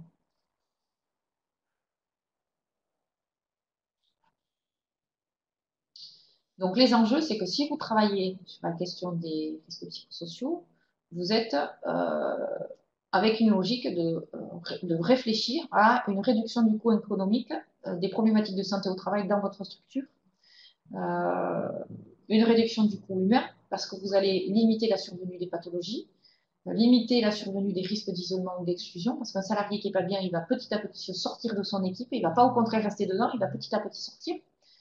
Vous allez limiter les freins à l'employabilité. Or, la question de l'employabilité, c'est quelque chose qui, au niveau prud'homal, a beaucoup de place. Et vous allez limiter les atteintes à l'image de soi, c'est-à-dire si vous cassez un salarié ou si vous laissez un salarié se faire atteindre par le travail, il va être moins efficace et il va moins bien fonctionner au travail. Et puis, vous allez limiter le coût que ça va avoir, le coût social, c'est-à-dire les difficultés de recrutement. Alors, coût social, c'est-à-dire en lien avec la fonction sociale, c'est-à-dire la fonction RH de l'entreprise. Vous allez diminuer le turnover, l'absentéisme et les maladies professionnelles, la survenue en tout cas. Alors, quand je dis vous allez, c'est peut-être un peu présomptueux de ma part parce que vous l'avez vu, par rapport à l'historique, les démarches de RPS et de risques psychosociaux de qualité de vie au travail, dans les grosses entreprises, elles ont été mises en place il y a quelque temps déjà, mais dans les entreprises de taille modeste, c'est-à-dire les entreprises de 5 à 80 salariés comme vous pouvez être, c'est des démarches qui sont récentes, voire même qui ne sont pas existantes encore. Donc, on n'a pas de recul forcément encore suffisant pour pouvoir garantir que si vous mettez en place une démarche de QVT ou de RPS, de prévention des RPS, vous allez avoir systématiquement 20% de moins de taux d'absentéisme. Ça fonctionne pas comme ça. Mais il y a des indicateurs qui tendent à dire que pour 1 euro que votre structure elle va investir euh, sur une démarche, elle va en gagner 3 derrière. C'est-à-dire que ça va vous diminuer les coûts derrière, indirects et directs, de 3 fois plus. Elle mise 1 euro, elle en gagne 3, ou elle en perd pas 3. Je ne sais pas de quel côté on se place, mais c'est plutôt comme ça qu'il faut le voir aujourd'hui. Voilà. Donc on est plutôt sur quelque chose qui n'est pas anodin. Ceci dit, encore beaucoup d'entreprises aujourd'hui préfèrent payer que de se préoccuper du problème. Et c'est toute la difficulté. Vous avez des gens qui sont en souffrance sur le terrain et qui voient leur entreprise ou leur structure qui ne bouge pas et qui préfèrent payer. À la fois parce qu'il y a un taux de maladie professionnelle qui est important ou parce qu'ils préfèrent négocier les départs. Moi, vois là, je travaille avec une structure où ils en sont à leur troisième recruteur, troisième directeur. Ouais, troisième directeur en un an et demi. Avec à chaque fois des indemnités de départ, le coût d'un cabinet qui est réembauché, etc., etc. Donc on est sur quelque chose qui est absolument pas anodin. Mais ils préfèrent, c'est moins compliqué que de se poser des questions à leur niveau. Voilà. Donc du coup, pourquoi prévenir les risques psychosociaux? En premier lieu, effectivement, ou en tout cas, pas forcément dans l'ordre, mais pour tous ces points-là, effectivement pour diminuer les accidents du travail, les absences, le turnover, les maladies professionnelles, mais aussi parce que vous l'avez compris, quand on met une démarche de prévention en route, on repère tous les dysfonctionnements, c'est-à-dire là où ça bug, là où ça bloque, là où ça pourrait être facilité, là où ça pénalise la qualité de service. C'est-à-dire on va rendre la structure meilleure, on va améliorer son fonctionnement. On est vraiment sur une logique d'amélioration. Ça va forcément jouer sur le climat social, c'est-à-dire que si vous obligez les salariés à parler, et si vous obligez la direction, ou en tout cas si la direction est dans une attitude d'écouter, du coup, forcément, ça améliore de fait le climat social. C'est-à-dire que quand les gens parlent, forcément, c'est mieux que quand ils ne se parlent pas. Vous allez identifier les sources d'insatisfaction, voire de conflits internes. Vous êtes dans l'obligation de prévenir la santé des salariés, vous le verrez dans le module sur document unique, mais ça, c'est très important. Et de plus en plus aujourd'hui, quand il y a des conflits ou quand il y a des difficultés, la première chose que fait l'inspecteur du travail, c'est d'aller regarder le document unique partie RPS. Si vous avez rien, déjà, vous avez une amende, c'est sûr. Et en deuxièmement, vous n'êtes pas face à vos obligations, donc vous avez déjà tout faux parce que vous n'avez pas fait ce qu'il fallait pour préserver la santé de vos salariés ou de vos collaborateurs si vous n'êtes pas directeur. Vous devez mettre en place, enfin en tout cas ça vous permet de mettre en place une démarche d'amélioration, d'améliorer le système de management, de formation, globalement la politique RH, et globalement l'organisation du travail, et de travailler aussi, parce que ça nous arrive, de partir sur les incidents internes que vous avez, c'est-à-dire, tiens, on nous fait remonter qu'il y a un salarié, il s'est pris une claque, qu'il y a un salarié, il a cassé un ordinateur, il a donné un coup de poing parce qu'il était énervé, qu'il y a un salarié qui a été mis en arrêt de travail parce que il y a eu un incident avec un usager, etc., etc. En fait, on peut partir aussi d'incidents que vous ne traitez pas forcément pour révéler ce qui a mené vers ce dysfonctionnement. Et révéler en profondeur, pas seulement le fait que c'est parce qu'il ne s'entendait pas avec son collègue, mais vraiment la cause réelle du conflit, de l'incident qui a pu mener vers le fait que les salariés éclatent ou partent en vrille si on est à un niveau plus individuel. Voilà.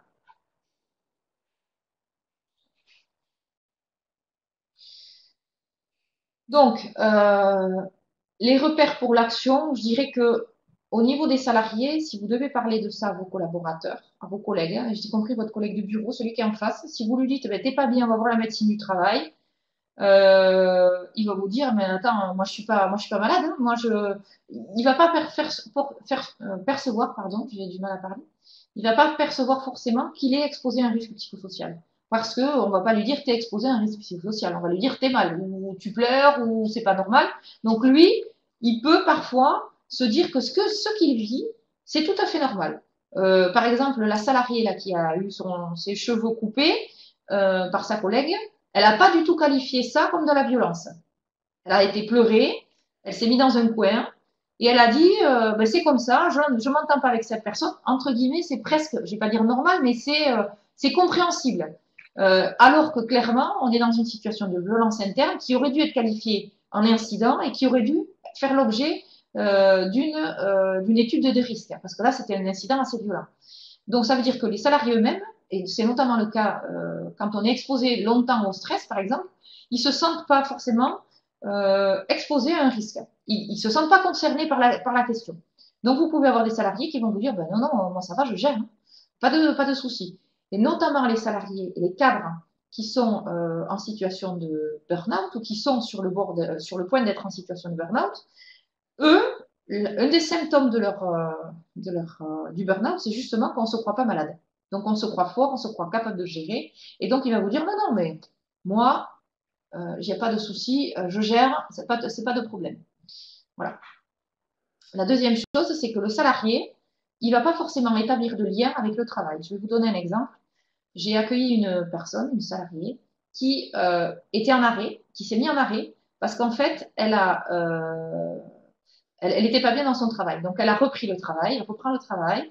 Et un mois après, son employeur m'explique qu'il la licencie pour motif de faute lourde, faute grave, faute grave. Et pourquoi? Parce qu'en fait, cette personne, elle est partie un soir sans brancher l'alarme. Et dans l'entreprise, dans cet établissement, il y avait beaucoup de matériel pour des centaines de milliers d'euros. Et l'employeur, il n'a pas bataillé, il a enclenché une procédure de licenciement. Et moi je reçois la salariée, en fait, en creusant, je m'aperçois qu'en fait, elle a oublié de mettre l'alarme parce que quand elle est revenue d'arrêt, on lui a donné un poste qui n'était pas du tout son poste de départ, pour lequel elle n'avait pas été formée. C'était nouveau logiciel, nouveau poste de travail. Ils l'ont mis sur le poste de travail, ils lui ont dit maintenant tu travailles. Et ça a généré beaucoup de stress, beaucoup de tension. Et un soir, elle était tellement fatiguée et pas bien qu'elle est partie, elle a oublié l'alarme. Donc, pour tout ça, pour vous dire que même le salarié, elle n'avait pas forcément fait le lien avec le fait que elle n'a pas mis l'alarme parce qu'elle n'était pas bien et que c'était lié au contexte de travail et pas au fait qu'elle avait volontairement pas branché l'alarme. Voilà. Il y a un doute sur l'intérêt de se déclarer. Ce que vous disent les gens, c'est qu'en fait, ils veulent pas dire à leur employeur qu'ils sont pas bien parce qu'ils ne savent pas qu'est-ce que l'employeur va faire de l'information. C'est-à-dire, moi, je suis cadre. Si je dis à mes élus que je suis pas bien, que je suis au bord du burn-out, que je suis en stress, ils vont gérer comment? Est-ce qu'ils vont pas me prendre pour quelqu'un de faible? Est-ce que ça va pas générer des représentations dont on a parlé tout à l'heure? Et donc, du coup, ça induit un peu une omerta, un sujet tabou qui fait que les gens vont pas parler, en fait. Ils ont peur de perdre leur emploi, ils ne veulent pas être licenciés, donc ils restent dans leur poste de travail, même s'ils sont en souffrance. Ils expliquent effectivement, non, non, ils ne sont pas malades, ils ne sont pas exposés au risque, et que, au final, leur employeur fait ce qu'il faut, mais c'est eux qui n'y arrivent pas, et qu'au final, c'est parfois eux qui n'ont pas les ressources, et que ils n'ont pas envie que ça soit lié à un sentiment de faiblesse. Voilà. Donc, être pas bien au travail, c'est être faible. C'est souvent ça ce que disent les représentations ou les échos qu'on peut avoir quand on discute de ce sujet-là. Moi, je dis qu'au contraire, parler de ces difficultés au travail, c'est être fort, parce que ça veut dire qu'il faut lutter contre beaucoup de représentations et que c'est pas facile d'en parler. Voilà. Donc, quand on en parle, c'est effectivement qu'il faut avoir une certaine force de caractère. Après, il faut savoir à qui en parler, effectivement. Donc, pour lever les réticences des employeurs, eux, ils sont souvent en mode autruche. Effectivement, ils regardent pas, ce que je vous disais tout à l'heure. Ils connaissent pas ils savent pas que, par exemple, l'employeur dont je vous parlais tout à l'heure, chez qui la salariée a eu une perte de cheveux, enfin, une mèche de cheveux coupée, il n'a pas du tout qualifié ça comme de la violence. C'est-à-dire qu'il n'a pas du tout traité le problème, il n'a pas envoyé la salariée qui a été agressée chez le médecin du travail, il n'a pas du tout signalé ça au DP, il a dit, bon, c'est une petite altercation, c'est bon, elles vont gérer quoi. Donc en fait, il n'a pas du tout méconnaissance qu'il y a des comportements qui sont pas acceptables au travail et que la salariée est de fait exposée à un risque, soit dans la durée, soit violent comme c'est le cas d'une agression, qui sont susceptibles de faire un objet de signalement ou renvoyer à la médecine du travail, par exemple. Ce qu'ils disent aussi, c'est que, notamment, je vous disais, beaucoup de souffrances psychologiques ressortent par le biais des maux de poignet, des maux de dos, etc. Et ce que disent les employeurs, c'est que si elle a mal au dos, c'est parce qu'elle ne s'assoit pas correctement, qu'elle n'a pas de bonne chaise. Et en fait, ils nient que le travail a un impact que le cerveau a un impact sur le dos, en fait. Mais c'est le cas. Après, ce qu'ils expliquent, c'est que mettre en une démarche de prévention, c'est complexe. et que toucher à l'organisation du travail, ils n'ont pas envie, parce que toucher à l'organisation du travail, ça veut dire se remettre en cause, et se remettre en cause, c'est pas facile. Et que souvent, ils ont eu des expériences d'échec de démarches qui ont été mises en œuvre, de démarches projets, de démarches X ou Y, de mille feuilles de démarches qui ont fait qu'on n'a plus envie de faire une énième démarche qui ne va pas aboutir. Donc, c'est ce que, le vocabulaire que tient l'employeur.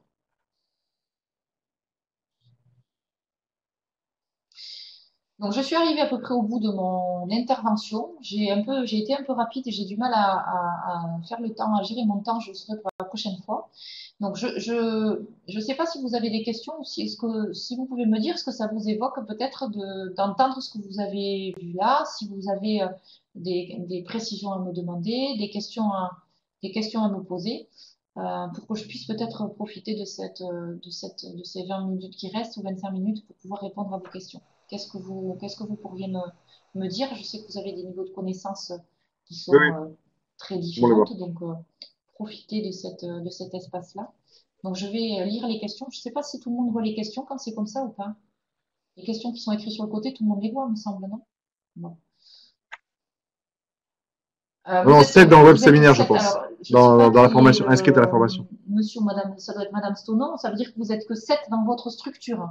On est bien d'accord. C'est ça que vous me dites.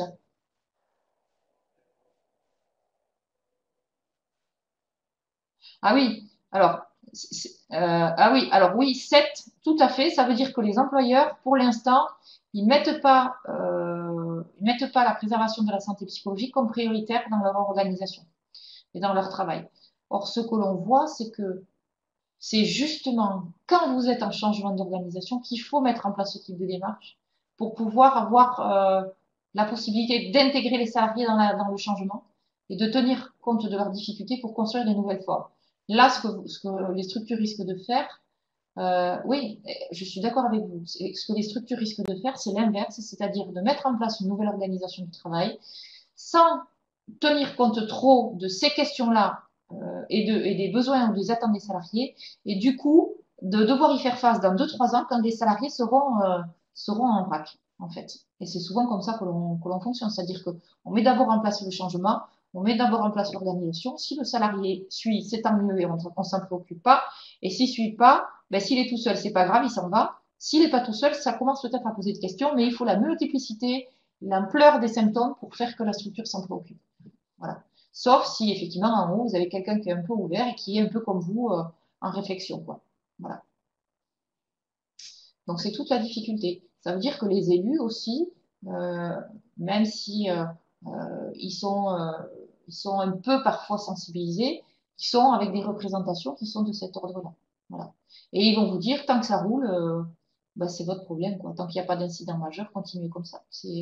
On est dans une logique aujourd'hui de forcing où le salarié, bah, il doit un peu dans la logique d'il y a 20 ans, hein, c'est-à-dire si le salarié ne suit pas, ben, il part, quoi. Sauf que dans vos métiers, quand on voit la difficulté qu'il y a à former, le temps que ça prend, la nécessité de se mettre à niveau, et puis tous les changements qu'il y a, c'est-à-dire vous avez des changements, là je discute avec une entreprise, en l'espace d'un an et demi, ils ont eu 6 changements organisationnels législatifs majeurs dans leur structure. Ça veut dire que si entre-temps vous recrutez quelqu'un, ben, il faut le remettre à niveau sur les 6, il faut le former, etc. Donc vous êtes sur un contexte de travail qui est absolument pas favorable à un turnover important. Voilà. Et quand vous êtes directeur, ben, vous êtes effectivement dedans. Donc, alors après, l'avantage ou le désavantage, c'est que quand vous êtes directeur, vous avez la possibilité de commencer à réfléchir, à avoir, vous avez une marge d'action à votre niveau. Et on le verra plus tard, vous avez des marges d'action. Mais vous n'avez pas la possibilité, si vous êtes dans une structure où il y a des difficultés financières importantes, d'engager des fonds pour pouvoir faire des démarches de diagnostic. Parce qu'une démarche de diagnostic, ça a quand même un certain coût si vous le faites en externe. Alors, il y a des moyens de se le faire financer, on en parlera plus tard, mais effectivement, vous avez à la fois plus de latitude pour mener à bien cette démarche et à la fois peut-être un peu moins parce que c'est compliqué d'obtenir les moyens et le soutien qu'il faut avec ça, quoi. Voilà. C'est plus compliqué. Voilà. Donc l'objectif, c'est que dans les prochaines séances, vous alliez discuter avec mon collègue qui est préventeur hygiène sécurité sur le document unique. Donc, ce que je vous demanderai, vous avez tous mon email, je vous ai normalement envoyé un email, ou si vous ne l'avez pas, je vous demande de le faire. Je vais vous demander à toutes de m'envoyer copie de votre document unique par mail. Je le garderai de manière confidentielle, c'est pour ça que je ne vais pas vous demander de le mettre sur le cloud. Je vais vous demander de m'envoyer vos documents uniques et de m'envoyer tout ce qui est en lien avec les thématiques que vous avez de harcèlement, ou de tous les documents que vous avez qui sont en lien avec ces thématiques-là. Normalement, vous devriez avoir un règlement intérieur qui mentionne ça, donc vous devriez me fournir le règlement intérieur si vous en avez un. Si vous avez un établissement qui est de petite taille, vous n'êtes pas susceptible de me fournir le règlement intérieur, mais pour ceux qui l'ont, n'hésitez pas. Mais vous êtes au moins susceptible de me fournir le document unique. Donc j'aimerais que vous me fournissiez le document unique en m'indiquant dessus la dernière date de mise à jour, si c'est possible. Donc pour ceux qui participent à la formation, j'espère que vous avez la possibilité de vous le procurer. Pour ceux qui n'ont pas la possibilité, dans ces cas-là, vous me faites signe et on verra comment on peut fonctionner. Parce que le module suivant sera consacré à l'étude de vos documents uniques aussi. On regardera les documents uniques un petit peu avant pour vous donner une idée. Voilà. Si vous avez un règlement intérieur, pareil, et qu'à l'intérieur est mentionné le risque de harcèlement ou d'agression, dans ces cas-là, n'hésitez pas à me le faire passer aussi. Voilà. L'idée, c'est qu'on puisse travailler un petit peu en amont. Vous avez aussi dans la logique qu'on vous explique au départ, la possibilité de faire une foire aux questions, c'est-à-dire de marquer des questions, peut-être un peu plus confidentielles dans cette foire aux questions, ou de me faire des mails en direct si vous le souhaitez. Parce que la foire aux questions est ouverte à tous. Donc si vous avez des questions qui peuvent être vues par tous, dans ces cas-là, vous le mettez dans la foire aux questions. Et si vous avez des questions qui sont plus confidentielles, il faut me contacter en direct. Voilà. C'est le mieux. Ah oui, mais oui, vous allez être sur cette logique-là. Donc, ça veut dire pas de document unique? Eh bien oui, parce que vous allez le créer. Est-ce que vous étiez salarié d'une structure qui existe? Vous avez un document unique que vous aviez auparavant ou pas? Vous avez déjà vu un document unique, hein, ou vous partez de zéro? Il est en cours de rédaction? Vous en êtes tout par rapport à ça? Parce que j'ai des interrogations sur le fait qu'effectivement, si vous avez fusionné, vous n'avez pas encore mis à jour tous les documents, ça c'est sûr.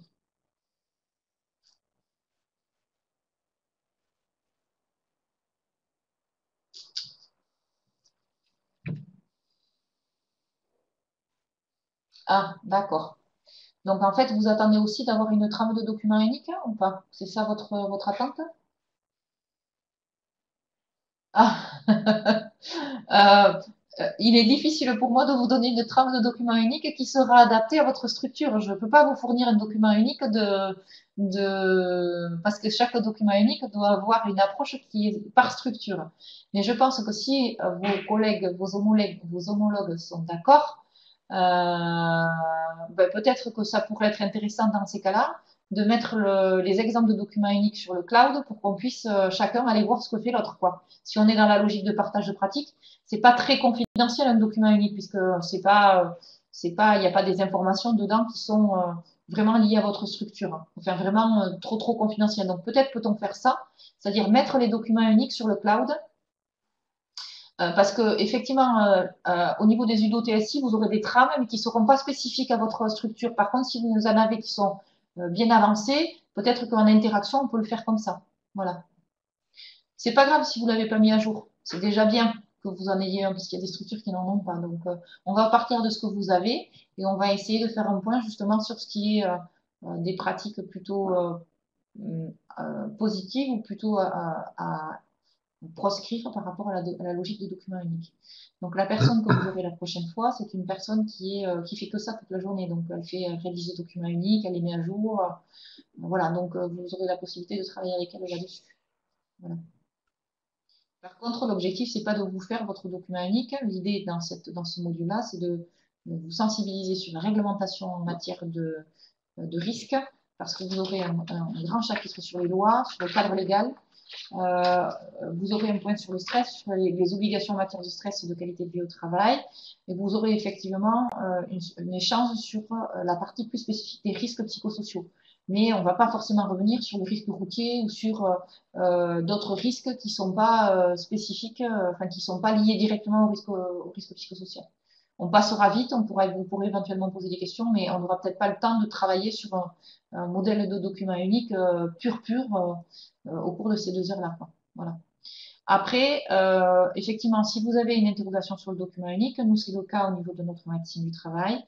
Vous avez des préventeurs, puisque les médecines du travail maintenant sont des services de santé au travail. Vous avez des préventeurs que vous pouvez solliciter pour qu'ils vous envoient des trames de documents uniques au sein de votre service de médecine du travail. Ces personnes sont souvent habilitées pour travailler la question du document unique, pour vous le faire préciser. Donc, vous pouvez peut-être, d'ici le prochain module, les contacter pour obtenir une trame de document unique. Et normalement, ils sont censés vous le fournir gratuitement, puisque c'est leur fonction de prévention. Voilà. Pour ceux qui ne l'ont pas, bien sûr. Ceux qui l'ont, on partira de la trame que vous avez existante, même si elle n'a pas été mise à jour. Voilà. Là, il y a un office du tourisme. J'ai regardé son document unique, il n'avait pas mis à jour depuis 11 ans. Alors, vous avez de la marge. Il y a de quoi faire. Hein. Donc, voilà. Donc, n'hésitez pas. Voilà. N'hésitez pas si vous avez des besoins à m'interroger. J'essaierai de vous donner des infos pour aller chercher dans le réseau que je connais des moyens d'avoir de l'information à moindre coût et utile rapidement. Par contre, dans le cadre des 2 heures qui sont les miens, ou en tout cas ceux de mes collègues, on n'aura peut-être pas le temps de vraiment faire un document unique abouti parce que c'est pas l'objectif c'est pas l'objectif du module. Voilà, c'est pas l'objectif du module. Mais au moins, je vous dis comment en obtenir un gratuitement. Alors, on abordera aussi la formation sur la prévention des risques Je peux auprès des essayer. salariés. Dites-moi, pouvez-vous développer cette question, s'il vous plaît? Est-ce qu'on peut essayer peut-être le son là? C'est possible ou pas? Sur Ah, allez, Stéphanie? puisqu'on a un petit peu de temps, il reste encore Et une Stéphanie, heure d'heure. est-ce que tu as un Pouvons micro déjà? essayer de tester le son sur l'échange que nous avons là en cours. Alors j'y vais. Oui,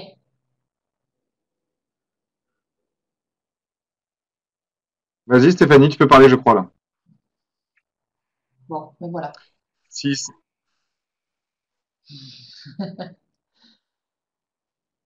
oui, il faut que tu cliques sur le micro vert en haut. Si tu l'as. Bonjour, vous m'entendez ou pas? Il faut cliquer sur le micro en haut.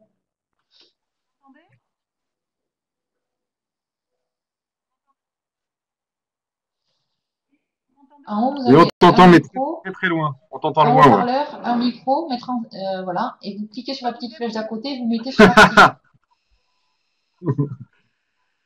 Ah oui, c'est pas Approche-toi de mal, quelque chose de un l'ordinateur. peu bas.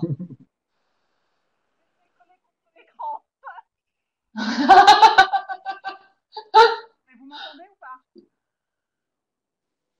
Je sais pas où est le micro. Ah, sur l'écran, à vous, J'avais fait une formation sur la faiblement, mais je vous écoute. licenciement, tout ça au mois de novembre dernier. Et l'avocate nous a dit qu'il fallait qu'on fasse de la sensibilisation et de la formation pour les salariés justement sur la prévention Oui, des risques. Et on a on s'est demandé quel type de formation ou de sensibilisation il fallait qu'on mette en place pour les salariés. oui.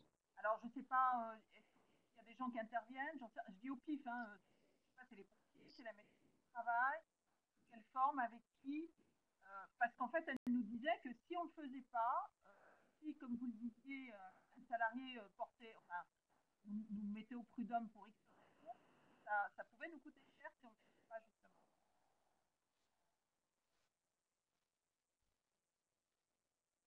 Oui, oui. Alors, il y a deux logiques derrière ça, c'est-à-dire le fait de mettre en place des actions que vous estimez ayant un risque, ayant l'objectif de limiter la survenue des risques. En fait, il y a deux manières de voir les choses. Soit vous mettez en place des actions pour pouvoir préserver votre entreprise du risque prud'homal, c'est clair. D'accord? Si c'est votre optique, ça veut dire qu'il faut mettre en place des actions qui vont pas vous coûter très cher, mais qui vont permettre de justifier de quelque chose auprès du prud'homme. Si vous avez cette approche-là et si vous présentez cette approche-là, ça veut dire que vous n'êtes pas avec une logique de vraiment travailler sur la prévention des risques. Si vous êtes sur une logique de vraiment travailler sur la prévention des risques et d'intégrer cette sensibilisation dans une politique plus large, comme vous pouvez le mettre dans le cadre du séminaire que vous suivez, dans ces cas-là, c'est autre chose. Le fait est que vous, d'abord, vous allez pouvoir justifier de cette formation à votre niveau. Donc ça, c'est déjà une justification que vous allez pouvoir faire valoir au niveau du prud'homme. D'accord? Si tant est que vous en ayez un jour, c'est en passant. Hein. Mais l'objectif de la formation, elle n'est pas de vous sensibiliser, elle est de vous accompagner dans la mise en œuvre d'une démarche. Elle n'est pas que simplement de vous donner de l'information. Dans un deuxième temps, si vous devez faire des sensibilisations, vous avez des sensibilisations qui peuvent se faire d'une durée de 2 heures comme d'une durée de 2 jours. Ça dépend ce que vous voulez mettre en place. D'accord? Vous avez vu que au niveau des risques psychosociaux, vous pouvez parler soit du stress, soit des violences, c'est-à-dire des incivilités, de l'agressivité interne, etc. Vous pouvez parler soit ou de tous les facteurs qui vont avant. Donc, en fonction de ce que vous allez vouloir traiter, vous aurez soit 2 heures, soit 2 jours.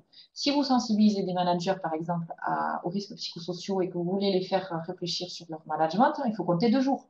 Parce que cet objectif-là va pas être résolu en 2 heures. Si vous voulez juste sensibiliser, là c'est le cas par exemple, je vais intervenir dans une entreprise pour travailler sur la question des incivilités, c'est-à-dire des incivilités du public et des incivilités internes, on est sur une sensibilisation au départ qui va durer 2 heures, un premier niveau d'approche. Voilà. Exactement. Donc, ça dépend de ce que vous voulez faire. C'est soit juste donner de l'info pour vous couvrir, dans ces cas-là, il n'y a pas besoin de faire très long, soit vous voulez vraiment faire changer les pratiques, faire réfléchir les gens, et dans ces cas-là, vous êtes sur quelque chose qui est au moins sur 2 jours. Sinon, ça sert à rien. Ça vous couvre vous, mais ça va pas faire changer les comportements des salariés ni les représentations. Et si vous voulez quelque chose qui perdure et qui soit, mais ça on le verra sur la logique de méthodologie, si vous voulez quelque chose qui fasse changer réellement les pratiques, les comportements, les attitudes, vous devez mettre en œuvre une démarche sur le long terme et c'est l'objectif de la séance, enfin des séances qu'on va avoir ensemble. Voilà. J'essaie de vous répondre. Donc entre 2 heures et 2 ans. Ça dépend ce que vous voulez faire. Voilà.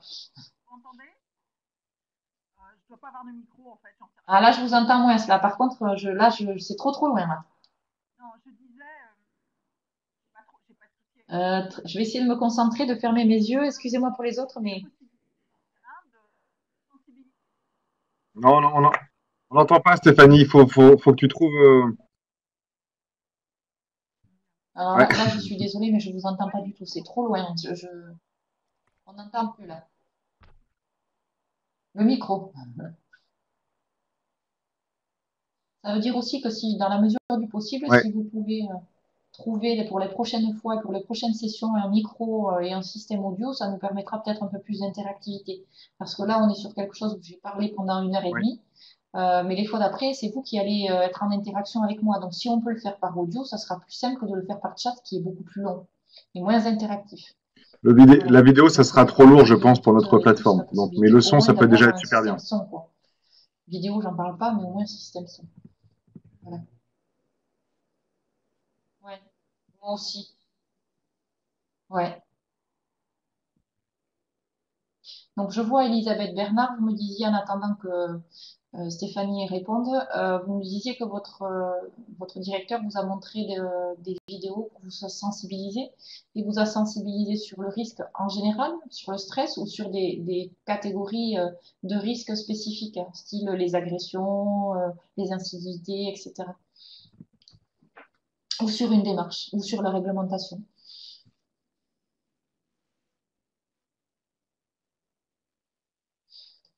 Alors, je vais répondre à la question là. Est-ce que demander en réunion à votre équipe si elles ont besoin d'une sensibilisation? Alors, je pense que vous n'allez pas leur demander parce que si vous leur demandez, comme elles connaissent pas le sujet, elles ne vont pas pouvoir vous répondre. Donc, si vous leur dites, est-ce que vous avez besoin d'une sensibilisation? Non, c'est pas comme ça qu'il faut le prendre.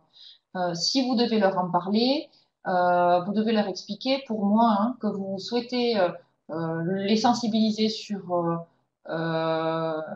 l'impact du stress ou l'impact des violences sur le travail, le rôle du travail par rapport au stress et le rôle de leur attitude ou de leur manière de faire par rapport au stress ou aux violences. C'est plutôt comme ça qu'il faut le faire. Voilà, et c'est exactement vous arbitrairement de décider du contenu.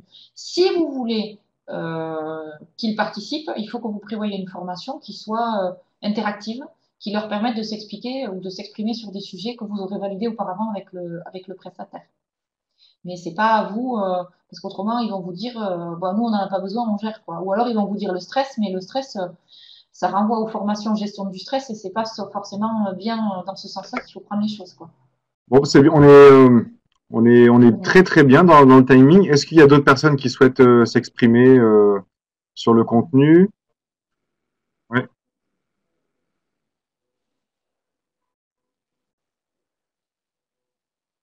Oui, je vois Elisabeth Bernard qui est en train d'écrire. Alors après, si vraiment vous avez, Stéphanie, si vous avez besoin de discuter d'un contenu pédagogique, de formation, ben vous m'appelez, c'est plus simple. Parce que là, je vous en parlerai en direct, parce qu'après, ça, c'est votre demande spécifique, donc je vous dirai ce que j'en pense, et puis voilà, c'est plus simple. Voilà. Et puis de toute façon, le travail qu'on fera pour les hommes, on le mettra à disposition des autres, comme ça aidera ce que vous avez envie. Voilà. Alors, est-ce que vous avez mes contacts? Je crois que vous avez mon adresse mail, mais quand je vous ai répondu, dessous, il y a mes coordonnées téléphoniques, si vous avez besoin. Voilà. Donc, vous avez mon mail mon téléphone. Voilà. Donc, vous faites comme vous le sentez. Voilà. Après, sachez que de toute façon, euh, je pense qu'il est peut-être un peu prématuré pour vous de réfléchir à ça, parce qu'au fur et à mesure que vous allez avancer dans le séminaire, ça sera plus clair pour vous de savoir ce que vous voulez, puisque vous aurez dedans le cadre réglementaire, vous aurez le type de démarche, vous aurez les trois premiers, en fait, les trois premiers séminaires.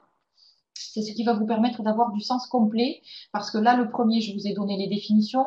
Le prochain, vous allez discuter jurisprudence et, enfin, en tout cas, vous allez discuter cadre réglementaire et document unique. Et le troisième, on va discuter manifestation, c'est-à-dire symptômes. Une fois que vous aurez vu ces trois-là, vous comprendrez ce que vos salariés ont besoin pour pouvoir construire votre cahier des charges, en fait. Donc, il faut juste attendre peut-être, puisque je crois que la troisième, elle se déroule en juin. Il faut attendre juin peut-être pour qu'on ait cette conversation-là, pour qu'après vous sachiez ce que vous avez envie d'y mettre et que moi, je puisse vous dire jusqu'où vous pouvez les pousser. Parce que vous pouvez aussi réfléchir à des formations qui peuvent être différentes en fonction du niveau hiérarchique. Voilà. Oui, tout à fait. Faites-les venir. Je suis d'accord. On est d'accord. C'est possible. Proposez-leur de venir, c'est même ce qui serait fantastique. Voilà. Vous leur envoyer l'invitation, ça c'est sûr. Voilà.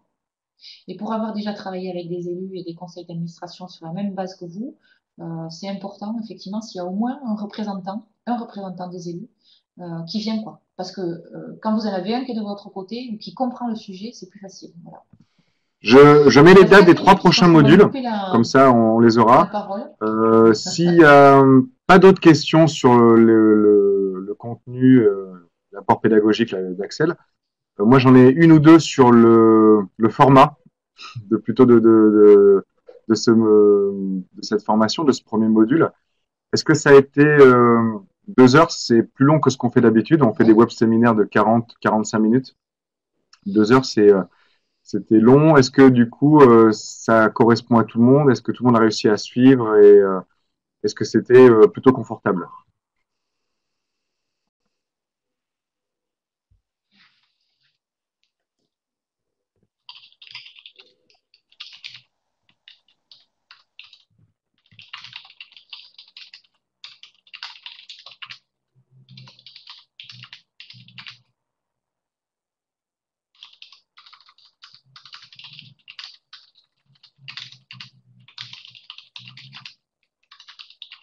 Bon, ben c'est cool. C'est des bons retours. Très bien. Ouais, je suis content que ça fonctionne pour tout le monde. Oui, j'ai vu que Corinne, vous avez eu quelques soucis avec l'ordinateur.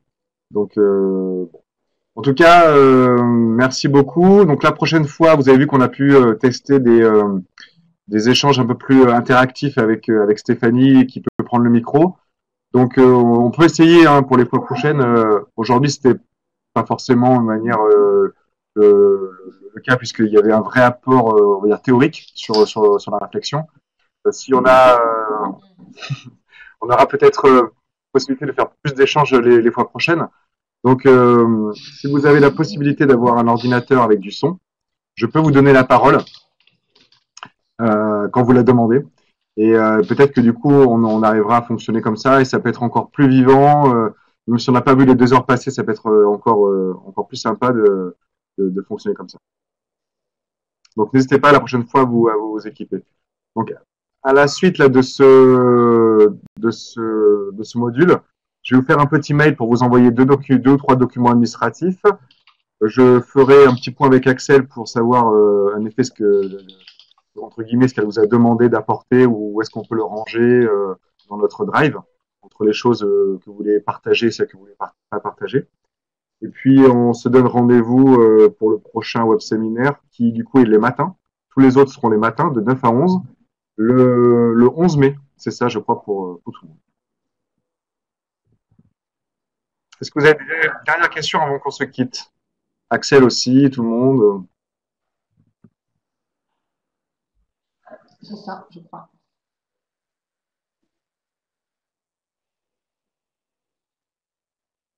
Non, mais c'est bon. Moi, j'ai dit tout ce que j'avais à dire. Il n'y a pas de souci. Juste peut-être pour terminer, je vais juste rebondir sur ce que disait Stéphanie, je crois.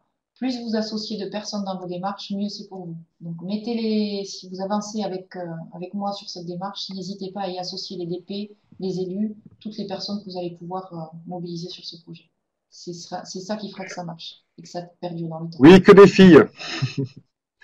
Voilà. Que des filles. Mais c'est souvent le cas. Hein. C'est très souvent le cas, donc on est habitué. Normal. C'est peut-être les filles qui s'intéressent à ce sujet-là. Non, je pense pas que ce soit que les filles qui s'intéressent à ce sujet-là, mais en tout cas, on a que les meilleurs, en effet, pourquoi pas. Bon, ben, je suis ravi de ce premier module. Je pense que ça s'est bien passé. Donc, ben, je vous dis à la fois prochaine, alors. Au revoir à tous, à toutes, pour le coup.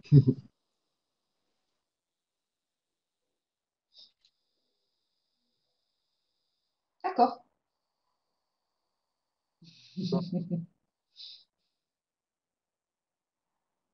Nous, on reste en ligne, du coup, j'en conclus.